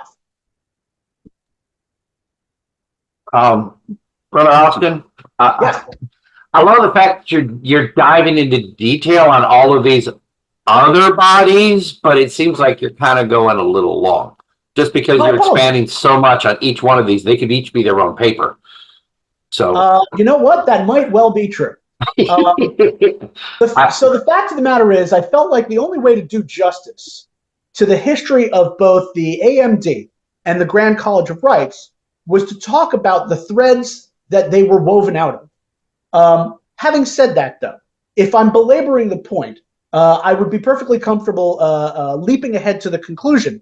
And if people were interested in this level of detail, they could either pose questions or even seek out my second book when it comes out sometime this year. very good. Yeah. Because I mean, honestly, there are 2 bodies you were going to talk about today and a little detail on the degree. If you were to cover in detail what you just said about Memphis Mizraim for all of the rites that are in the Grand College of Rites, we'd be here for several days.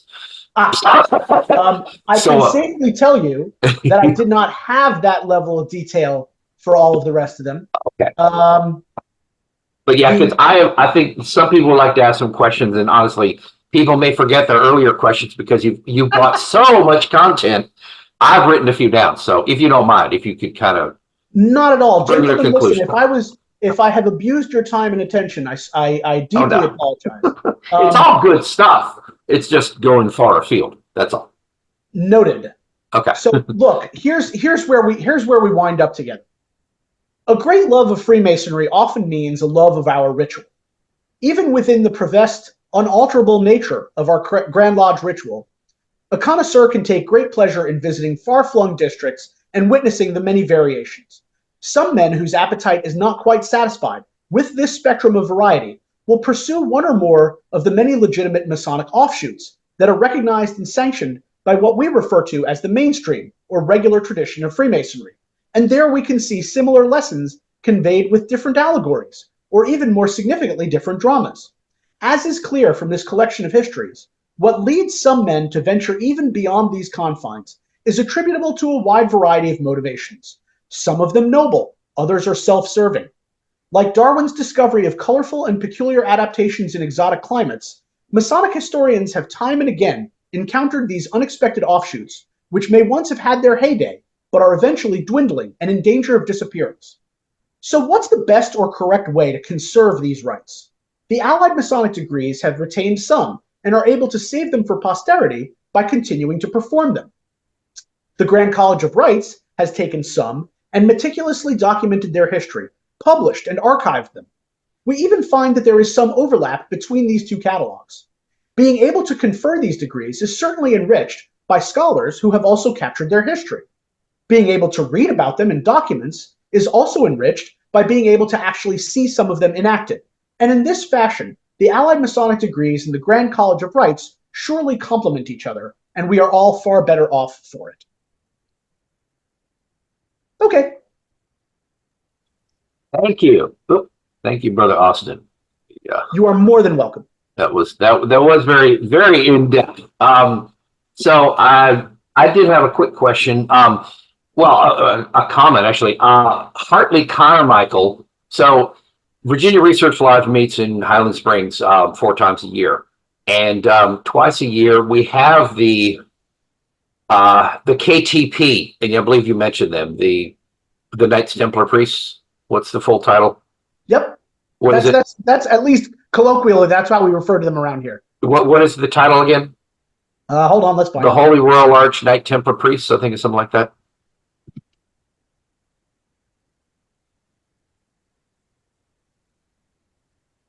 Yes. Let's see. Grand College of Holy Royal Arch Knight Templar Priests. Right, and they're colloquially KTP.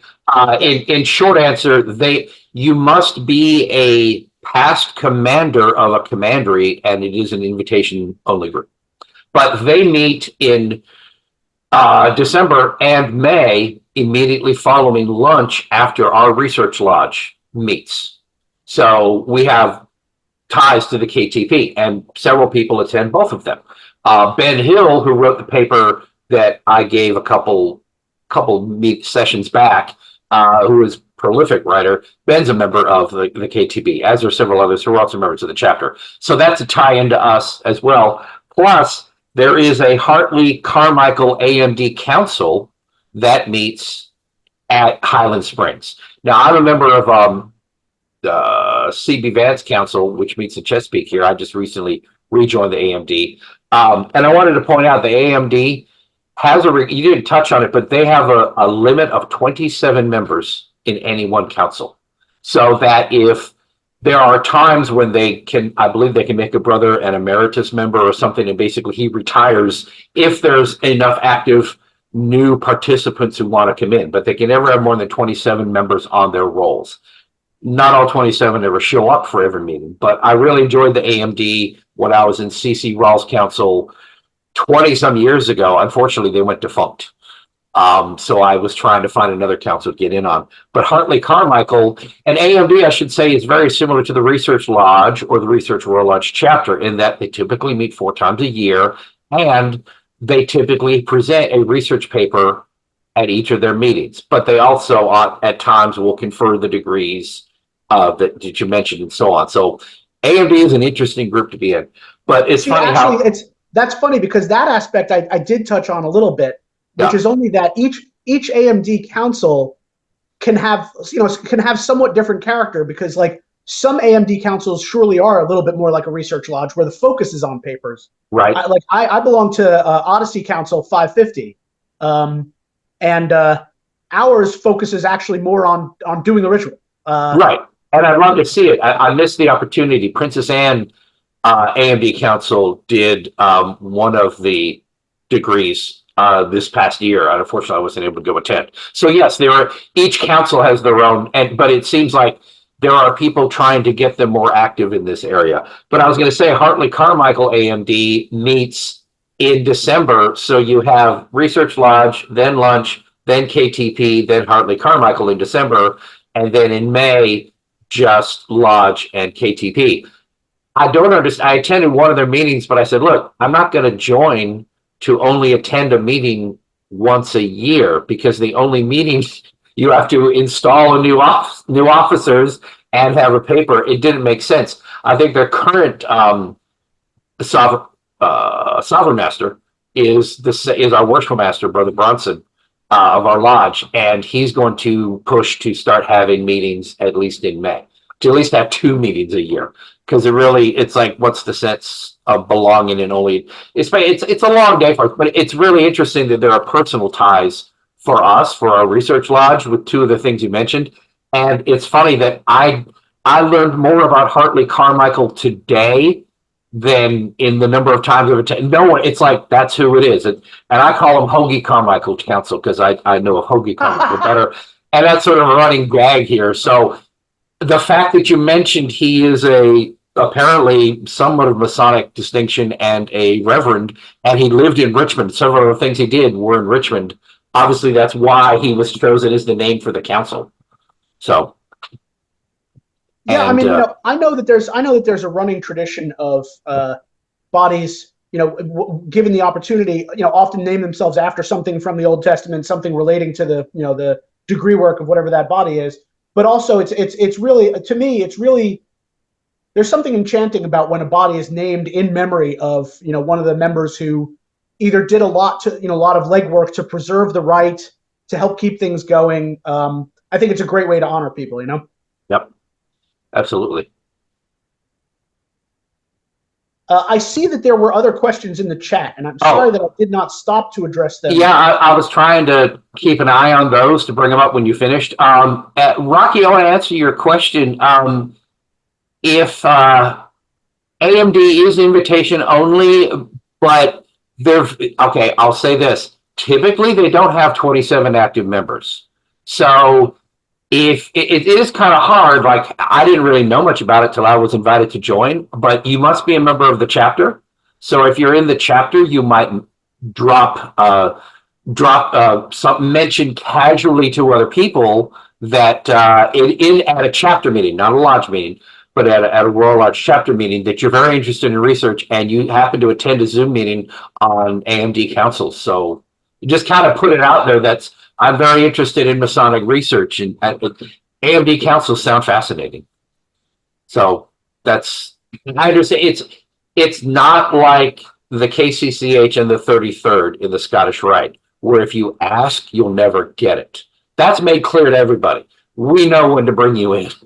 AMD Council is more of, it's invitation only because we really kind of want to cultivate people who are serious about Masonic research and not just simply make it something where, well, you join the council, you join the chapter, you might as well join us kind of thing. So, but it's not that, I don't think it's that inclusive. So I just sort of make mention that it's something that you're interested in Masonic research, and you can use this as a way to get in the door, because surely someone there is going to be a member of a council. And you just mentioned that you saw a Zoom meeting, and it's like, that's an interesting thing. I kind of wonder how they choose people, but believe me, it's put it less than delicately. It's not like there's such a high bar that you wouldn't get qualified if you're at all interested. It'd be like, oh, good, here's someone who's interested. Let's bring him in. You know what I mean? I would suggest that, again, this is going to vary a ton from council to council. So, like, because of the emphasis that ours places on ritual, we require that anybody who's going to be proposed as a candidate have certain conferring experience in one or more bodies, because we're going to ask people to perform ritual. Right.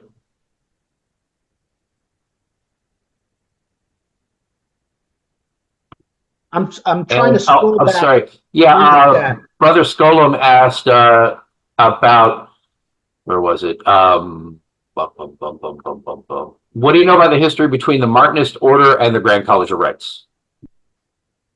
So I'm going to confess to not knowing a great deal beyond what I've shared with you today. Didn't get to cover the Martinists in more depth.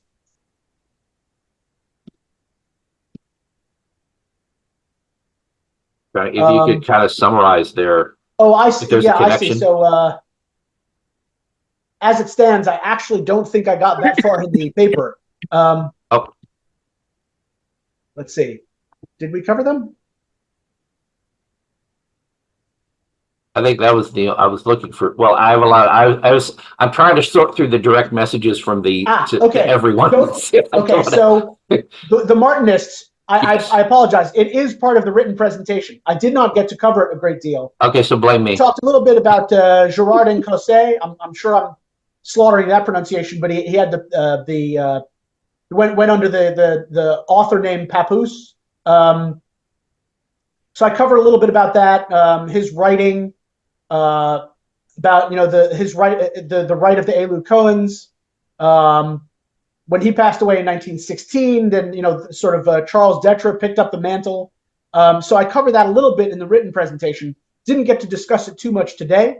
But yeah, that was eventually absorbed by the Grand College of Rites in the 1930s as well. So yeah, I mean, clearly also other fascinating material that could be gone into in further depth. I agree. Yes.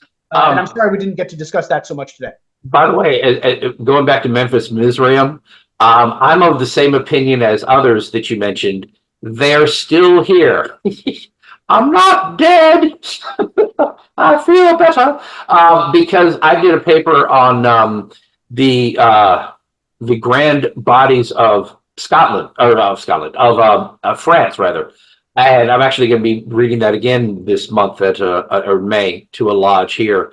I wanted to do a paper on all of the various grand lodges and grand bodies in the world. And when I realized that in the Scottish Rite, I falsely assumed there's like a handful of Supreme Councils, right? There's America, there's 2 in America, now 4, and then a few other places. Turns out there's nearly as many Supreme Councils as there are Grand Lodges. Almost every country has their own. So I said, well, it'd be kind of like doing a paper on famous Masons. I could sit here and read off 300 names, and you'd all be going, and wouldn't it be interesting? So just to recite the names of all of the Grand Lodges, would it be interesting? So I said, well, let me just pick one country. So I chose France. And so I dived deep into, there's about 40 different grand bodies in France, of which about 20 survive today.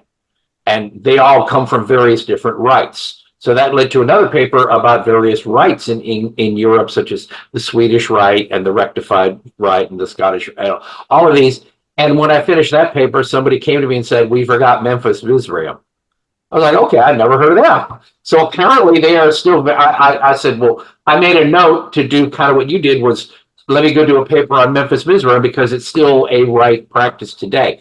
It is mentioned that there are lodges, there are bodies in France that do Memphis Mizraim. So I believe it is still very much alive, which is interesting. But, it's so hard because I move through the world with no desire to offend people if I can help it, right? Yes. So if there's somebody whose official line of PR is, we have authority over these degrees because the Rite of Memphis Mizraim doesn't exist anymore. Right. And I look over here and there's somebody with an active website that says contact us to join Memphis Mizraim. Correct. All you can do is do what you did. You reported, I found this information and then I found this information. It's kind of like there's 2 grand bodies in France that both claim to have started in 1804. Both of them claim to be the body that began in 1804, and they both put their origin date. So somebody started in 1804, died out in 1830, and 20 years later, these 2 other groups popped up. Both of them claim to be the official descendants of that earlier body.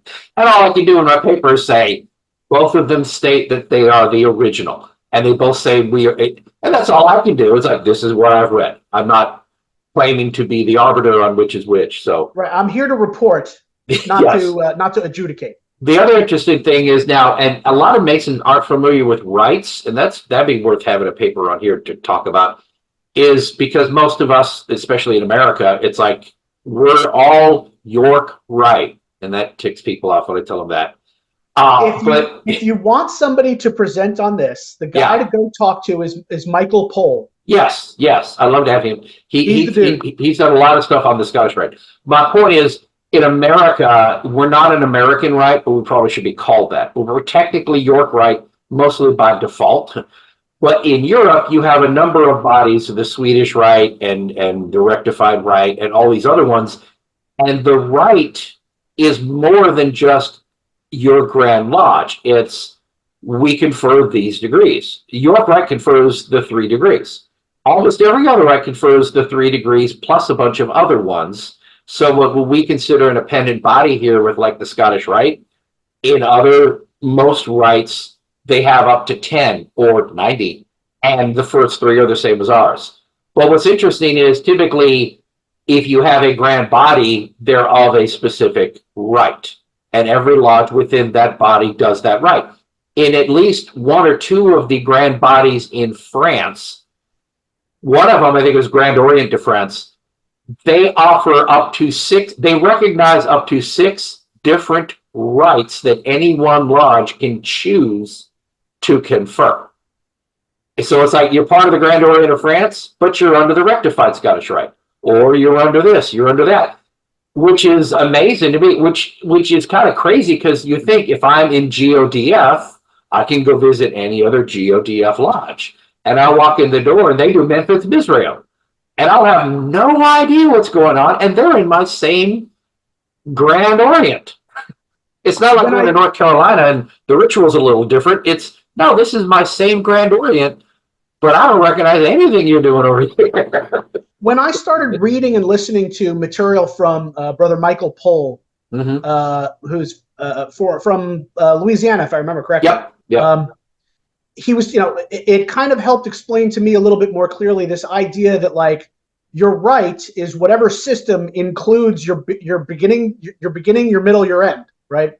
So the idea that a York Rite, and when I stopped and thought about my York Rite chapter and council experience, I realized, oh yeah, like the degrees may be different than what I'm accustomed to from craft lodge work, but in terms of physical logistics, they can be performed inside a regular craft lodge building. So when we think of quote unquote the Scottish Rite in America, we have a tendency, we're prone to think of it as an independent body, and it's partly reinforced by the fact that we can't conceive of the idea of doing most Scottish Rite degrees the way we do them in a craft lodge building. But when you pause to consider that there were at one time in more places and are still in a few places in the U.S., Scottish Rite Blue Lodges, it conjures up for me. Oh, and when I started reading this little puppy right here, by that guy, it started giving me these other ideas where I was like, oh, it would be kind of wild if you belonged to a lodge. Your craft lodge was affiliated with the Scottish Rite. It was a Scottish Rite lodge. It would be kind of wild and interesting to be in the place where you received your first 3 craft lodge degrees, but have people scrambling around with sets and costumes and props dressing the lodge for the higher degrees, and that's where they got performed. And it was done. There was a mechanism to do it. And that's a mind-bending concept for a person who grows up in a certain Masonic system and is accustomed to seeing things a certain way. Right. Well, I will say this for the for Norfolk Valley, which recently was at Granby Temple, and we moved to the Khedive Shrine building for financial reasons. Granby Street is one of the most beautiful Masonic buildings I've ever been in. I was privileged to attend many different bodies there over the years, and it's getting older and it's poorly maintained, and we don't have enough money to keep it going, and they're trying to figure out. We're like in a slow motion collapse. Like it's been 10, 15 years, but at some point, it's either going to be the state's going to say we can no longer meet there because of asbestos or whatever, or we simply can't afford to fix things that something's going to break. And it's tragic because if I had thousands of people, if I had 1,000 members in every lodge and the Scottish Rite still met and still had 3,000 active members, which we did 20, 30 years ago, we'd be able to maintain the building, but we can't. But we have an auditorium that seats 450 people with a stage. We have these beautiful backdrops, and we have the Scottish Rite room, which is larger than typical lodge room, and we've conferred all the degrees there. We do the reunions there, and we go from room to room, and we can do some amazing things. And now we had to give up most of that. All those hangings they're still there because if you take them down, they're going to collapse. You can't move them. They're so old. But it was a beautiful place to confer the degrees with all of those backdrops you could raise and lower. So that's my experience of Scottish Rite is you've got the auditorium for this degree, and then you got the Scottish Rite room for this degree, and you go to the DLA room to do this apartment for that degree, and you're constantly moving So that is my experience with Scottish Rite. But it's not that different from a lodge room for some of the degrees. You're correct. But sometimes it's a play and you're sitting in the audience and you're watching the play. And sometimes you're in, you're a part of the action. I don't know. Chris, do you listen to Masonic Light podcast? No. Okay. I don't think I do. So, I of course, they're degrees and we think of them as degrees and we refer to them as degrees. That the Masonic Light podcast is one of our more humorous sources of info on in the podcast sphere. And Right. there's of their hosts, there's one guy who keeps referring to the Scottish Rite degrees as plays, and then Right. the other 3 or 4 hosts keep mocking him mercilessly for referring to them as the plays. And you just made me think of it. I'm sorry. Well, in some cases, they are like a little mini. Of course they are. But you're right. They are degree. I have another presentation that I do called Ritual Across Time and Space, which talks about how theater arts have been used in the past to convey moral and ethical lessons. And fundamentally what they are is they're morality plays. That's what they are. Yes. So do we have I don't want to monopolize the conversation. I tend to do that. Do we have questions from people? Please speak up if you have a question for Austin or a comment on his presentation. Hi. My question is, in the scheme of all this, where does the Order of the Grand High Priest fit in? Because I know in certain jurisdictions, it's, with other bodies, whereas mostly in North America, you just have it on its own as a chair degree for installed first principles of the Royal Arch. So where does it fit in the scheme of this in terms of the AMD? And is there any similar sort of, if you are aware of the degree, what is it again? What is the name of it again? The degree? The Order of the Grand High Priest. Is that on your list, Austin? It's not an AMD. You recited all of them. It's not. They may be local to a that may not be it. Is that one that's currently I have conferred? that degree. You have that degree? Yeah, it's conferred by the Grand Chapter here in Wisconsin. It's conferred on any nominated past high priest of a chapter. Okay. Well, Brother Day, I think that's what's considered an active degree because it's still owned and performed by a Grand Lodge or a Grand Chapter. So it's not these categories are for degrees that used to be conferred on a regular basis that kind of were getting lost. So that's why they were preserved. What you're mentioning yes, but are they any of those degrees that are preserved? Are there any similarities? Because sometimes you get sometimes you get some of these degrees. They take part from somewhere, and it's done in another country, but then it's preserved somewhere because some part of it has been discontinued by good point. And then now it's been done or preserved somewhere. I think someone would have to read the scripts for both to see if they're similar. I'm sure there are probably similarities. I think Austin mentioned a few similarities between some degrees where they are similar. Like you mentioned one that's very similar to a Scottish Rite degree, I think the 15th degree. Yeah, we did a really enjoyable day. I wish I had a copy of the program in my hand, but because I'm a pack rat, I know I didn't throw it out.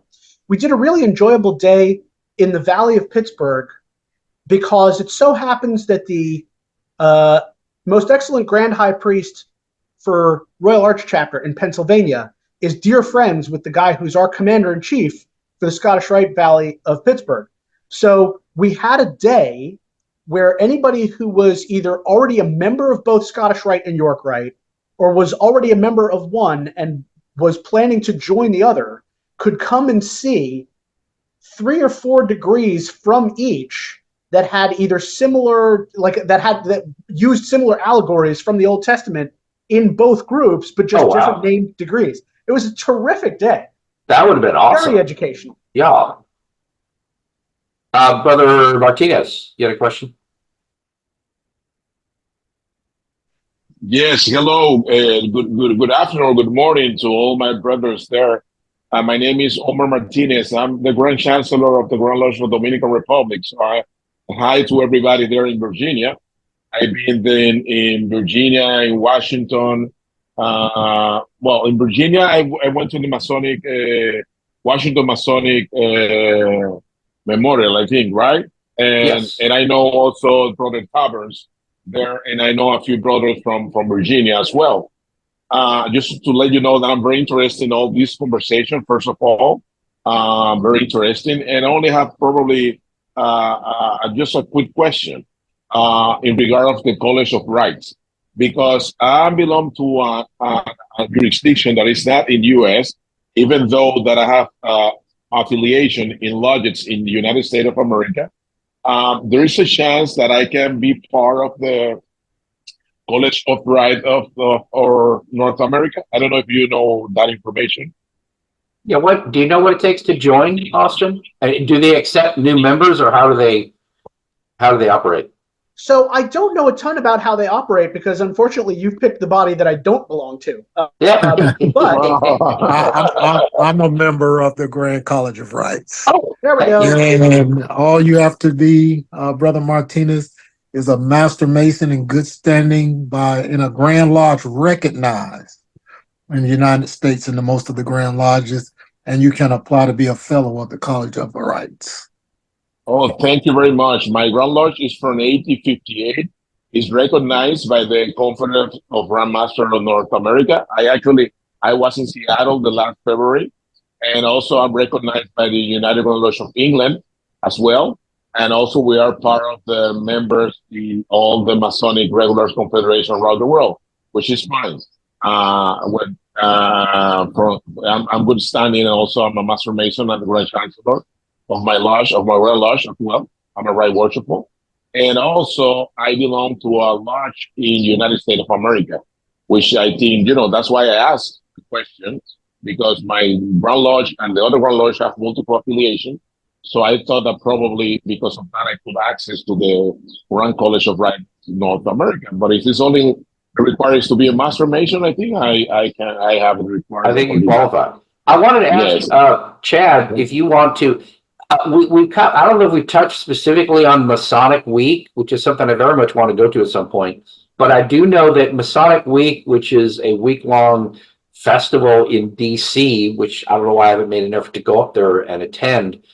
The AMD, you can receive certain AMD degrees there, and there's a whole bunch of smaller Masonic bodies like AMD, like the Grand College of Rites, that all come together for Masonic Week. So, Chad, if you can have any insight on Masonic Week, if you want to talk about that, or if anybody else can talk about Masonic Week, I'd like to get kind of a summary for everyone, because I think that's relevant to our discussion today, is where someone could actually participate more in this. Yes, I could. They sent out a letter. I think it's a publication like once to twice a year, other than the rituals you get for being a member. And to the Right Worshipful Martinez, all you have to do is go to the Grand College of Rites website. That's in the chat. Print out a application, send it in, and they'll get back with you. But they're going to check the information. As far as the Grand College of Rites, they meet annually at a place, and it's alongside the Allied Masonic Degrees. It's Masonic Week is the Grand College of Rites and Allied Masonic Week. Degrees Week. They go hand in hand. That's what I thought. And it's basically I got into it because it was a big thing about research and philosophy and ritual and all of that, and you get to meet some of the leading authorities on those subjects. But it is once they go hand in hand, the Grand College of Rites and the Allied Masonic Degrees. Thank you very much, Brother Chad. Thank you, definitely. They said their next annual convocation, according to the letter I received, will be at the Hyatt Regency Crystal City at Reagan National Airport, Virginia. That's where the next one would be. Excellent. Oh, awesome. Hey, Brother Vaughn, you had a question? Actually, I have more of a couple of comments to some of the questions that have been raised. first, with respect to membership in the Grand College of Rites, it's been their policy for a few years now, and it remains their policy per their website. They will only permit members who are members of a Grand Lodge, of a lodge that's part of a Grand Lodge in the United States of America and have a U.S. mailing address. They had a number of issues with various Grand Lodges in foreign countries and so forth, and so that directive was handed down by a Grand Chancellor 4 or 5 years ago, and it remains their policy. Brother Martinez, you mentioned you're a member of a lodge in the U.S. You also would need to have a U.S. mailing address because that's where they send their materials.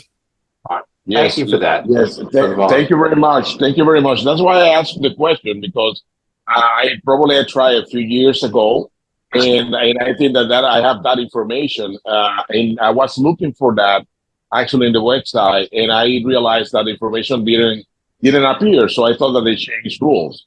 But as I told you, I belong to a lodge in the United States, to a Grand Lodge recognized as well. My lodge, my main Grand Lodge is recognized, but I understand the situation. But because I'm a Master Mason in another lodge in a U.S. jurisdiction, so probably I could apply as a Master Mason in that lodge for avoid conflict.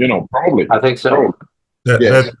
I believe so, but I'm not an officer of the Grand College, so I can't speak to that. I am a member, and I have attended their meetings for the last few years at Masonic Week.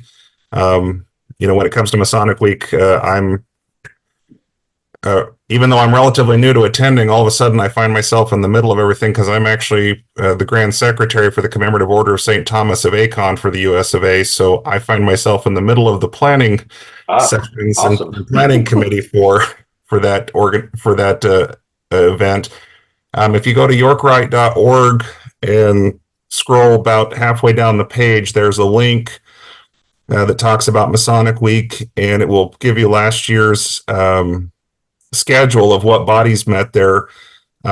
Most of the groups, well, I'd say better than half of the groups that meet at Masonic Week are invitational orders such as the Allied Masonic Degrees, Knight Masons, Knight Templar Priests, St. Thomas of Acon, the Operatives, etc. But there are a handful of groups that are open to any Master Mason who generally wishes to participate, such as the Grand College of Rites, and so forth. But the various bodies that meet there, the website lists them, and most of them have a website that will tell you about their membership qualifications and whether they're petitionable or invitational. And I'll be real blunt. A number of the bodies that are invitational, if one is hanging around and showing respectful interest and making respectful inquiries, more often than not, the relationships develop and invitations can be forthcoming. Somebody also asked a question earlier, and I apologize, I'm covering a lot of different topics since I've got the microphone, if you will, about, in the chat, there was a question about how does one go about forming a new AMD council if one's full. Frankly, it's not that difficult of a process. I was the charter sovereign master of a council here in Idaho. You do have to have at least, I think it's one existing AMD member who's willing to be involved in it. But otherwise, if you have the requisite number, a willing member and the requisite number of Royal Archmasons, it's not that incredibly difficult to form a new council. The Grand Council is very accommodating and very helpful. Their Grand Secretary is Seth Anthony from Pennsylvania, who, if you don't know him, is just an amazing human being who will help you with just about anything under the sun. But so there's a lot of great information out there, and I would first and foremost, like I said, point you back to that yorkrite.org website and look at the link for Masonic Week, and you'd learn an awful lot from that, as they say, directly from the horse's mouth. Thank you. Hey, Jeremy, which side of Idaho are you on? So I live just outside of Twin Falls, which is in south central Idaho. So the wide part in the bottom, there's a river that goes across that looks kind of like a smiley face. I'm at the bottom of the smiley face. So my girlfriend and I have some friends who live in the Teton Valley. Okay. And I've tried to strike up more Masonic contacts in Idaho, but the couple of people that I bump into online all seem to be Boise, like the complete opposite side of the state. So, Well, we're a very small state Masonically. There's only about 2,400 Masons in Idaho, and more than half of them are in Boise, but that's also how the demographics of Idaho work. Of our state population of 1.8 million, 75% of them live within 70 miles of Boise. that was the sense I was starting to get. Yes. Well, it's good to make your acquaintance. Yeah, there's actually another Idaho Mason that at least was here for this meeting. I don't know if he's checked out, but that's Rick Rao. He's ironically we're in the same lodge. So, Right on.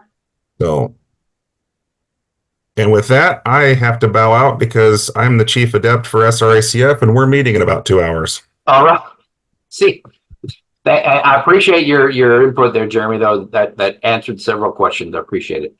But Jeremy proves my point that the guys we want to be active in these various bodies are already in 10 other bodies. So imagine what you go through trying to schedule a Saturday meeting with guys who typically are in all these little bitty things that only meet on Saturdays.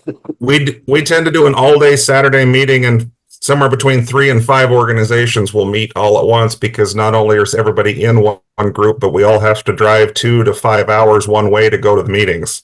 Exactly. We've gotten that way in Highland Springs with the Research Lodge. I should mention the other bodies that meet when we do. But it's a conflict when we try to have a special event. We keep butting heads with other people.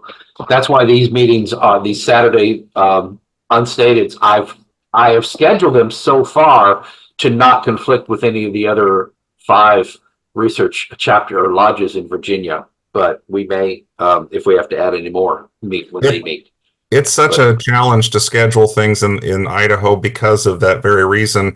Our Grand Lodge actually hosts quarterly Zoom meetings we call the Allied Masonic Family Alliance, where basically we invite the presiding officers of all the grand bodies, as well as a lot of the statewide things, to try to get together, coordinate calendars, events, and things, so that we can try to not be on top of everybody's toes. But even then, that's an imperfect system. So, Sure. Well, I do appreciate your input there. That was very helpful. Thank you. Hey, Austin, I did want to ask a question. So there are several degrees that the AMD AMD owns that any council can choose to confer. They have the scripts, but it seems like you mentioned things like the Royal Order of Corks. It's a degree within AMD, but it sounds like it's a separate body by itself. Is that the case? These degrees in the AMD, they're a dead degree that we preserved, but on the other hand, they're also a body that meets independent of AMD. Is that accurate? Yeah, it's kind of hard to get your head around, period. So my best understanding is that the way I would describe Ye Ancient Order of Corks is that it's one of the ones where in the US, it's always considered to be strictly an AMD thing. So it falls under the activities, the umbrella activities of AMD. But outside of the US, if you go to, say, one of the UK countries, you could be a member of, I don't even remember what the subordinate group name is. You could be a member of a lodge of Corks, and there's a Grand Corks body for your country. Oh, okay. So, like, all that, it's fun and exciting to study this stuff, and almost maybe too mind expanding, because you could even get and be like, why doesn't my country do that? But ultimately, it just makes it more colorful and interesting, Into that. Yep. I think, well, you touched briefly, and we've had more than one meeting here where we've talked about England and their structure of appendant bodies, because it's fascinating, because I know the American structure fairly well. It's not that complicated. It's basically, there's the Royal Arch and the Commandery, and then there's the Council, and then there's the Scottish Rite. Scottish Rite doesn't have a lot, but it does have some other spin-off bodies. Royal Arch in America has, it appears, dozens of little things, little bodies that exist out there that you must be a York Rite Mason to join. Likewise, I'm sure Council does. We don't have Council in Virginia and West Virginia. And then commandery has some, like KTP is an example. So you have to belong to this to belong to these. And there's so many out there. But England, for example, you touched on it. There is an AMD council. There is I'm sorry, let me start again. In England, there is the Mark Master Lodge. So to get the Mark Master degree, and there's actually another degree, Mark Master Mason and Mark Mason, I think, that's the Mark Master degree from Royal Arch here. And it's a separate body with a Grand Lodge. There is the Council of Select Select and Royal Masters, which confers the Select Master and the Royal Master degree from the Royal Arch, and they're a separate body. And then there's the Royal Arch, which is kind of sort of a separate body, but it falls under the Grand Lodge. And it's funny, every time I ask people about the Royal Arch degree or the past master's degree in England, I get 100 different answers of, well, it's only conferred by these people, or you have to be a past master to get it, or that's not conferred at all. What are you talking about? Well, it's like, but I know what it is. I've talked to people who belong to it. So it's like somebody took the Royal Arch chapter and scattered it, or in England, they never put it together. Whereas in America, they pulled those degrees into one body and call it the Royal Arch chapter. So it is a little difficult for an American to look at it and follow along how England does their appended bodies. So it's just one of those things. I think I was going to look, I think I have a picture, see if I can lay my hands on it. All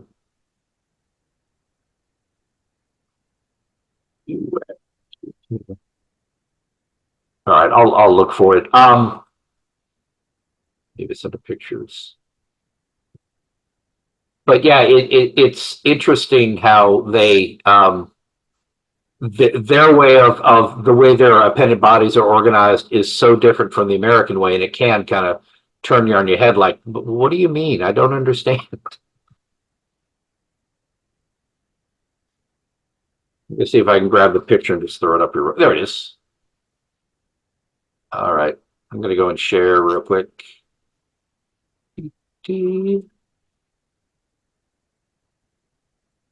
Everybody see this? Y'all see my screen? Yes. Can y'all see my screen? Yes, Doug. Okay. So yeah, so here, as you see, like at the bottom, you have the Blue Lodge, and then you have the Order of the Holy Royal Arch. You have the Order of Allied Masonic Degrees, as we mentioned, AMD. You have the Order of Royal and Select Masters, and you have the Order of Mark Master Masons.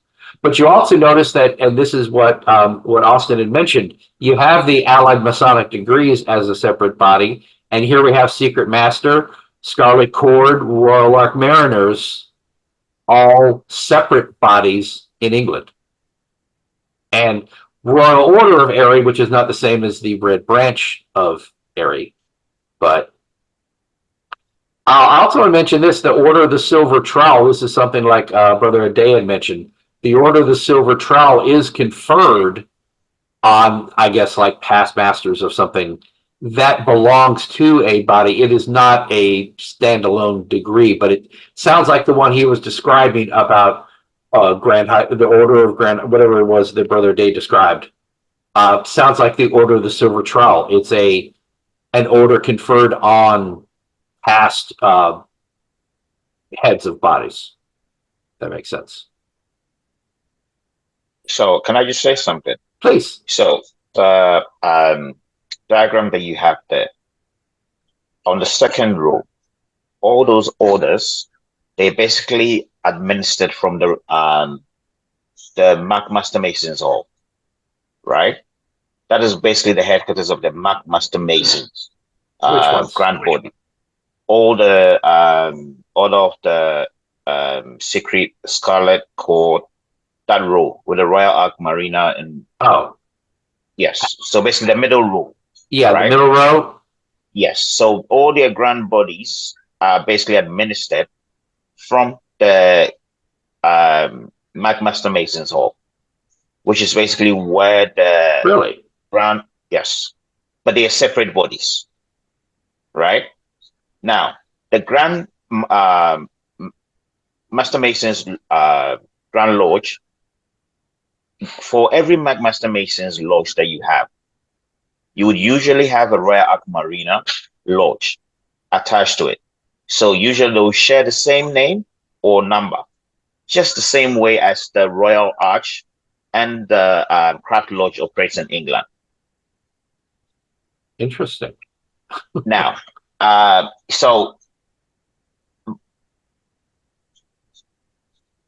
but in Canada, the Royal Arch Marina is basically attached to Royal and Select. So the only way you can join the Royal Marina in Canada is you have to be a member of the Royal and Select. Aha. Yes. That is interesting. Oh, I just saw up here in the corner the Order of Holy Royal Arch Knight Templar Priests. There they are. We were talking about them earlier. Yes. So the Royal Arch Knight Templar Priest has a body in Canada, but obviously the grand body is in England. Now, for you to be a member, you need to be a past master of the Craft Lodge, member of the Royal Arch, member of the Knights Templar, and then get an invitation to Royal Arch Knights Templar and the Holy Wisdom. So the Holy Wisdom is also an appendant body to the Royal Arch Knight Priest. Ah, okay.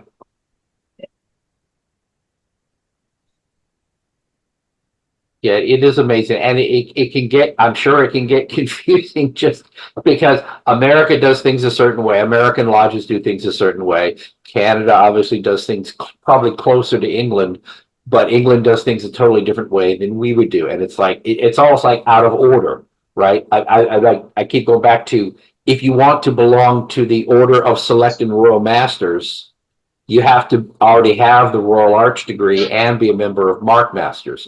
Whereas in America, you join the Royal Arch chapter, the first degree you get is Mark Master, then you get Past Master or Virtual Past Master, then you get Select Master, then Royal Master, and then you get the Royal Arch and Most Excellent Master, and then you get the Royal Arch degree. And all of them are the same body. So when I was playing at being a Freemason, I went through the first three, obviously, then Royal Arch, then Mark Master, then Royal Arch Mariner, and then one that's not on here, the Rose Croix, or which would be the Scottish Rite degree. But that's the ancient and accepted rite, is it not? Yes. It is, but we don't call it that. Well, I mean, and again, I have no idea where this graphic came from. Yeah. Like, it seems to be accurate. So I can't speak to the rule, but the whole, and that's a whole other discussion, Brian, about the ancient and accepted rite, because you refer to it as Rose Croix, which is, of course, the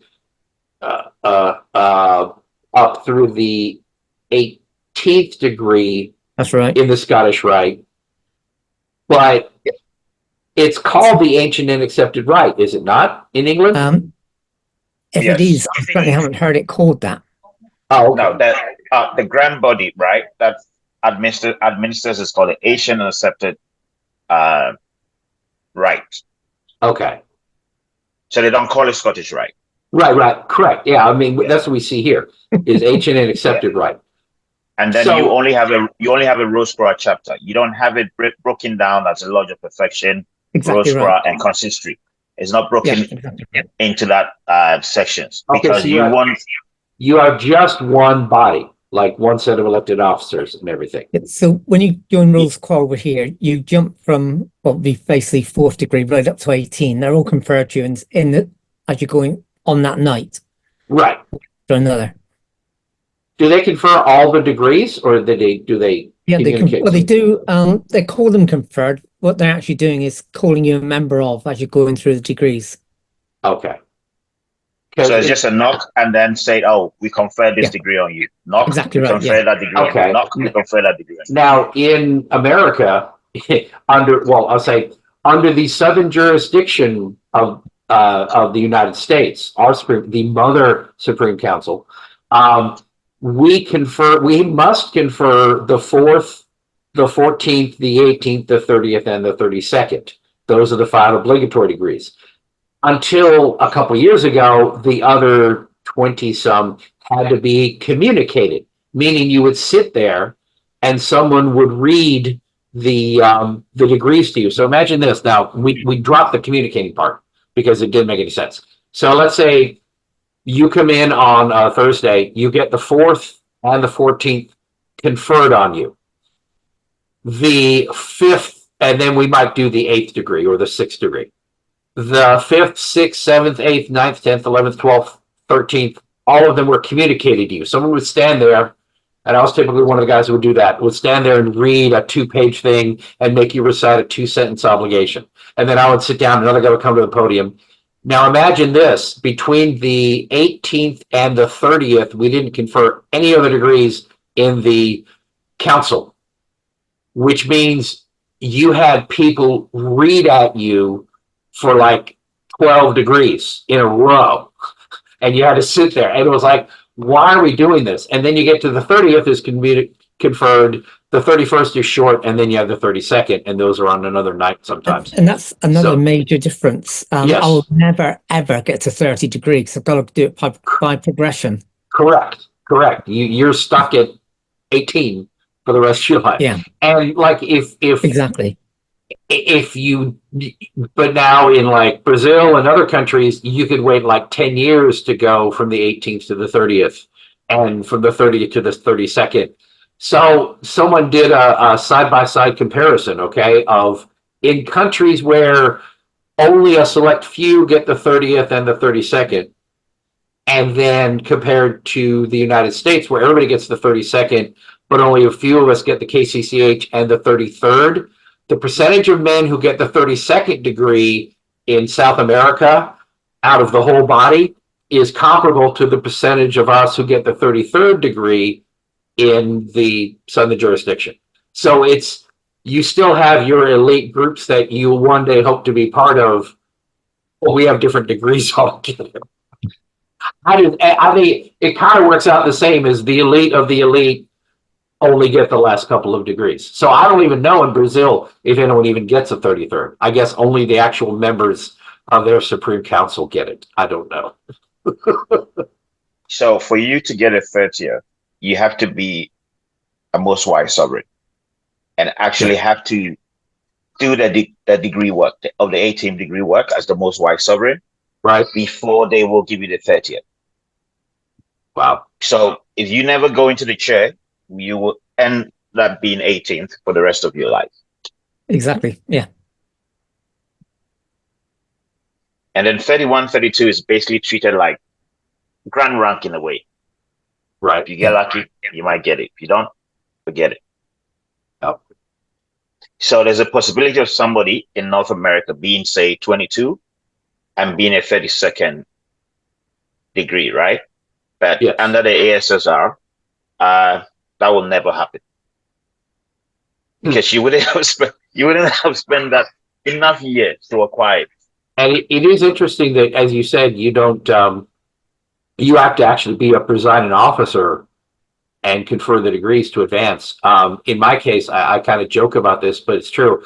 I have never served as an officer in any of the bodies in my Scottish Rite, but I got my KCCH and my 33rd. So but I've been a degree master for a long time. I do the website. I give papers. I do a number of things, but I'm one of those guys who's like, I don't deserve this. Why are you giving this to me? But which I guess is the right attitude. Like maybe that's why they gave it to me. But I kind of joke about the fact that I've never been an officer, so I certainly haven't presided over any of the bodies, but I managed to get my white hat anyway. But I'm kind of the exception. So we could talk about the Scottish Rite. Maybe we should have a talk where we just compare AASR to Scottish Rite, just because that's a topic in itself. But we've got it's after noon, so it's been 2 hours. Most of you, thank you to the 13 who have stuck along this line. We had 22 people, and most of them were there for most of the Q&A. But of course, we're getting down all these rabbit holes, which I'm sure is fun for those who are still here. But I know people have other things to do, and this is going to go up on YouTube. So I'm going to go and do my wrap-up stuff, if I may. Our next unstated meeting, Istvan left, but he was here briefly. Our next unstated is May 11th at 10 a.m. That's a Saturday, of course. Brother Istvan Horvath, another author, who was here briefly. Most of you know him from social media, from Facebook and all. He was speaking on mystery plays and the Hieronymic legend. See, so Austin, we had a great lead-in. See, if I See, Brian, if I had a crack editing staff, they would take the part where Austin and I talked about mystery plays, and they'd edit that together and play it as the intro to him next week or on the 11th. I don't see that happening. But I don't know. anyway, if you, I do appreciate everyone coming out today. If you are watching us on YouTube, please like and subscribe. I do want to thank Brother Austin Shifrin, author, for being our speaker today. And I do want to talk to you about publishing a book, because I want to do the exact same thing you talked about, which is take my research papers, put in a book. So I want to get some ideas from you on how you made that happen and how to move forward on that. So we'll talk about that another time. Happy to do You don't so. mind? But I definitely want to do the same thing. It's like, I've got enough to put out a book. I should go ahead and do it. We're also going to be printing a book of my selected papers from the Research Lodge, of the 70 or so that we put out there, just for the Research Lodge. If you're getting our papers, if you've noticed, I don't do just Virginia Research. I do the other research lodges. I just got a bunch of them from the research chapter I'm going to start doing. I have to have one every week. So if I was only doing our own, I would have run out. So it's a Masonic paper, preferably from Virginia, but I'll take them from any source I can get. I'm actually reaching out to the AMD councils to get their papers, because I think they deserve a wider audience. I don't want ones that have actually been in Miscellanea or some other published book. I want papers that people haven't seen.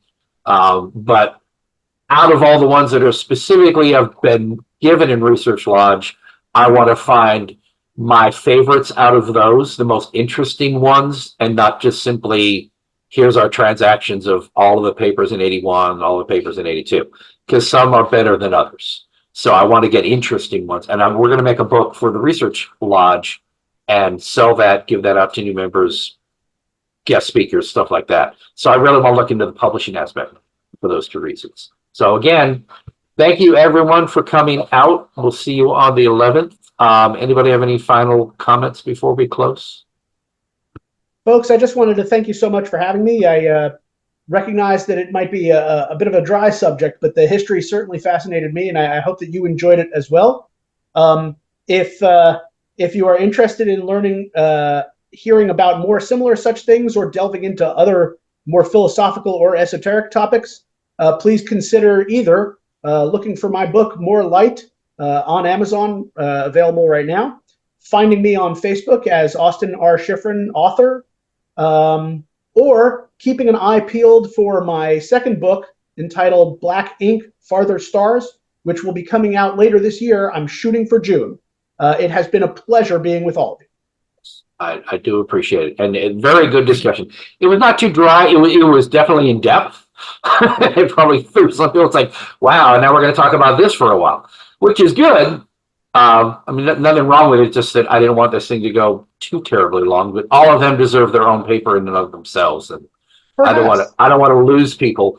But I think most everybody stuck it out. So I appreciate everyone coming out, and you guys all have a wonderful day. We'll see you all again soon.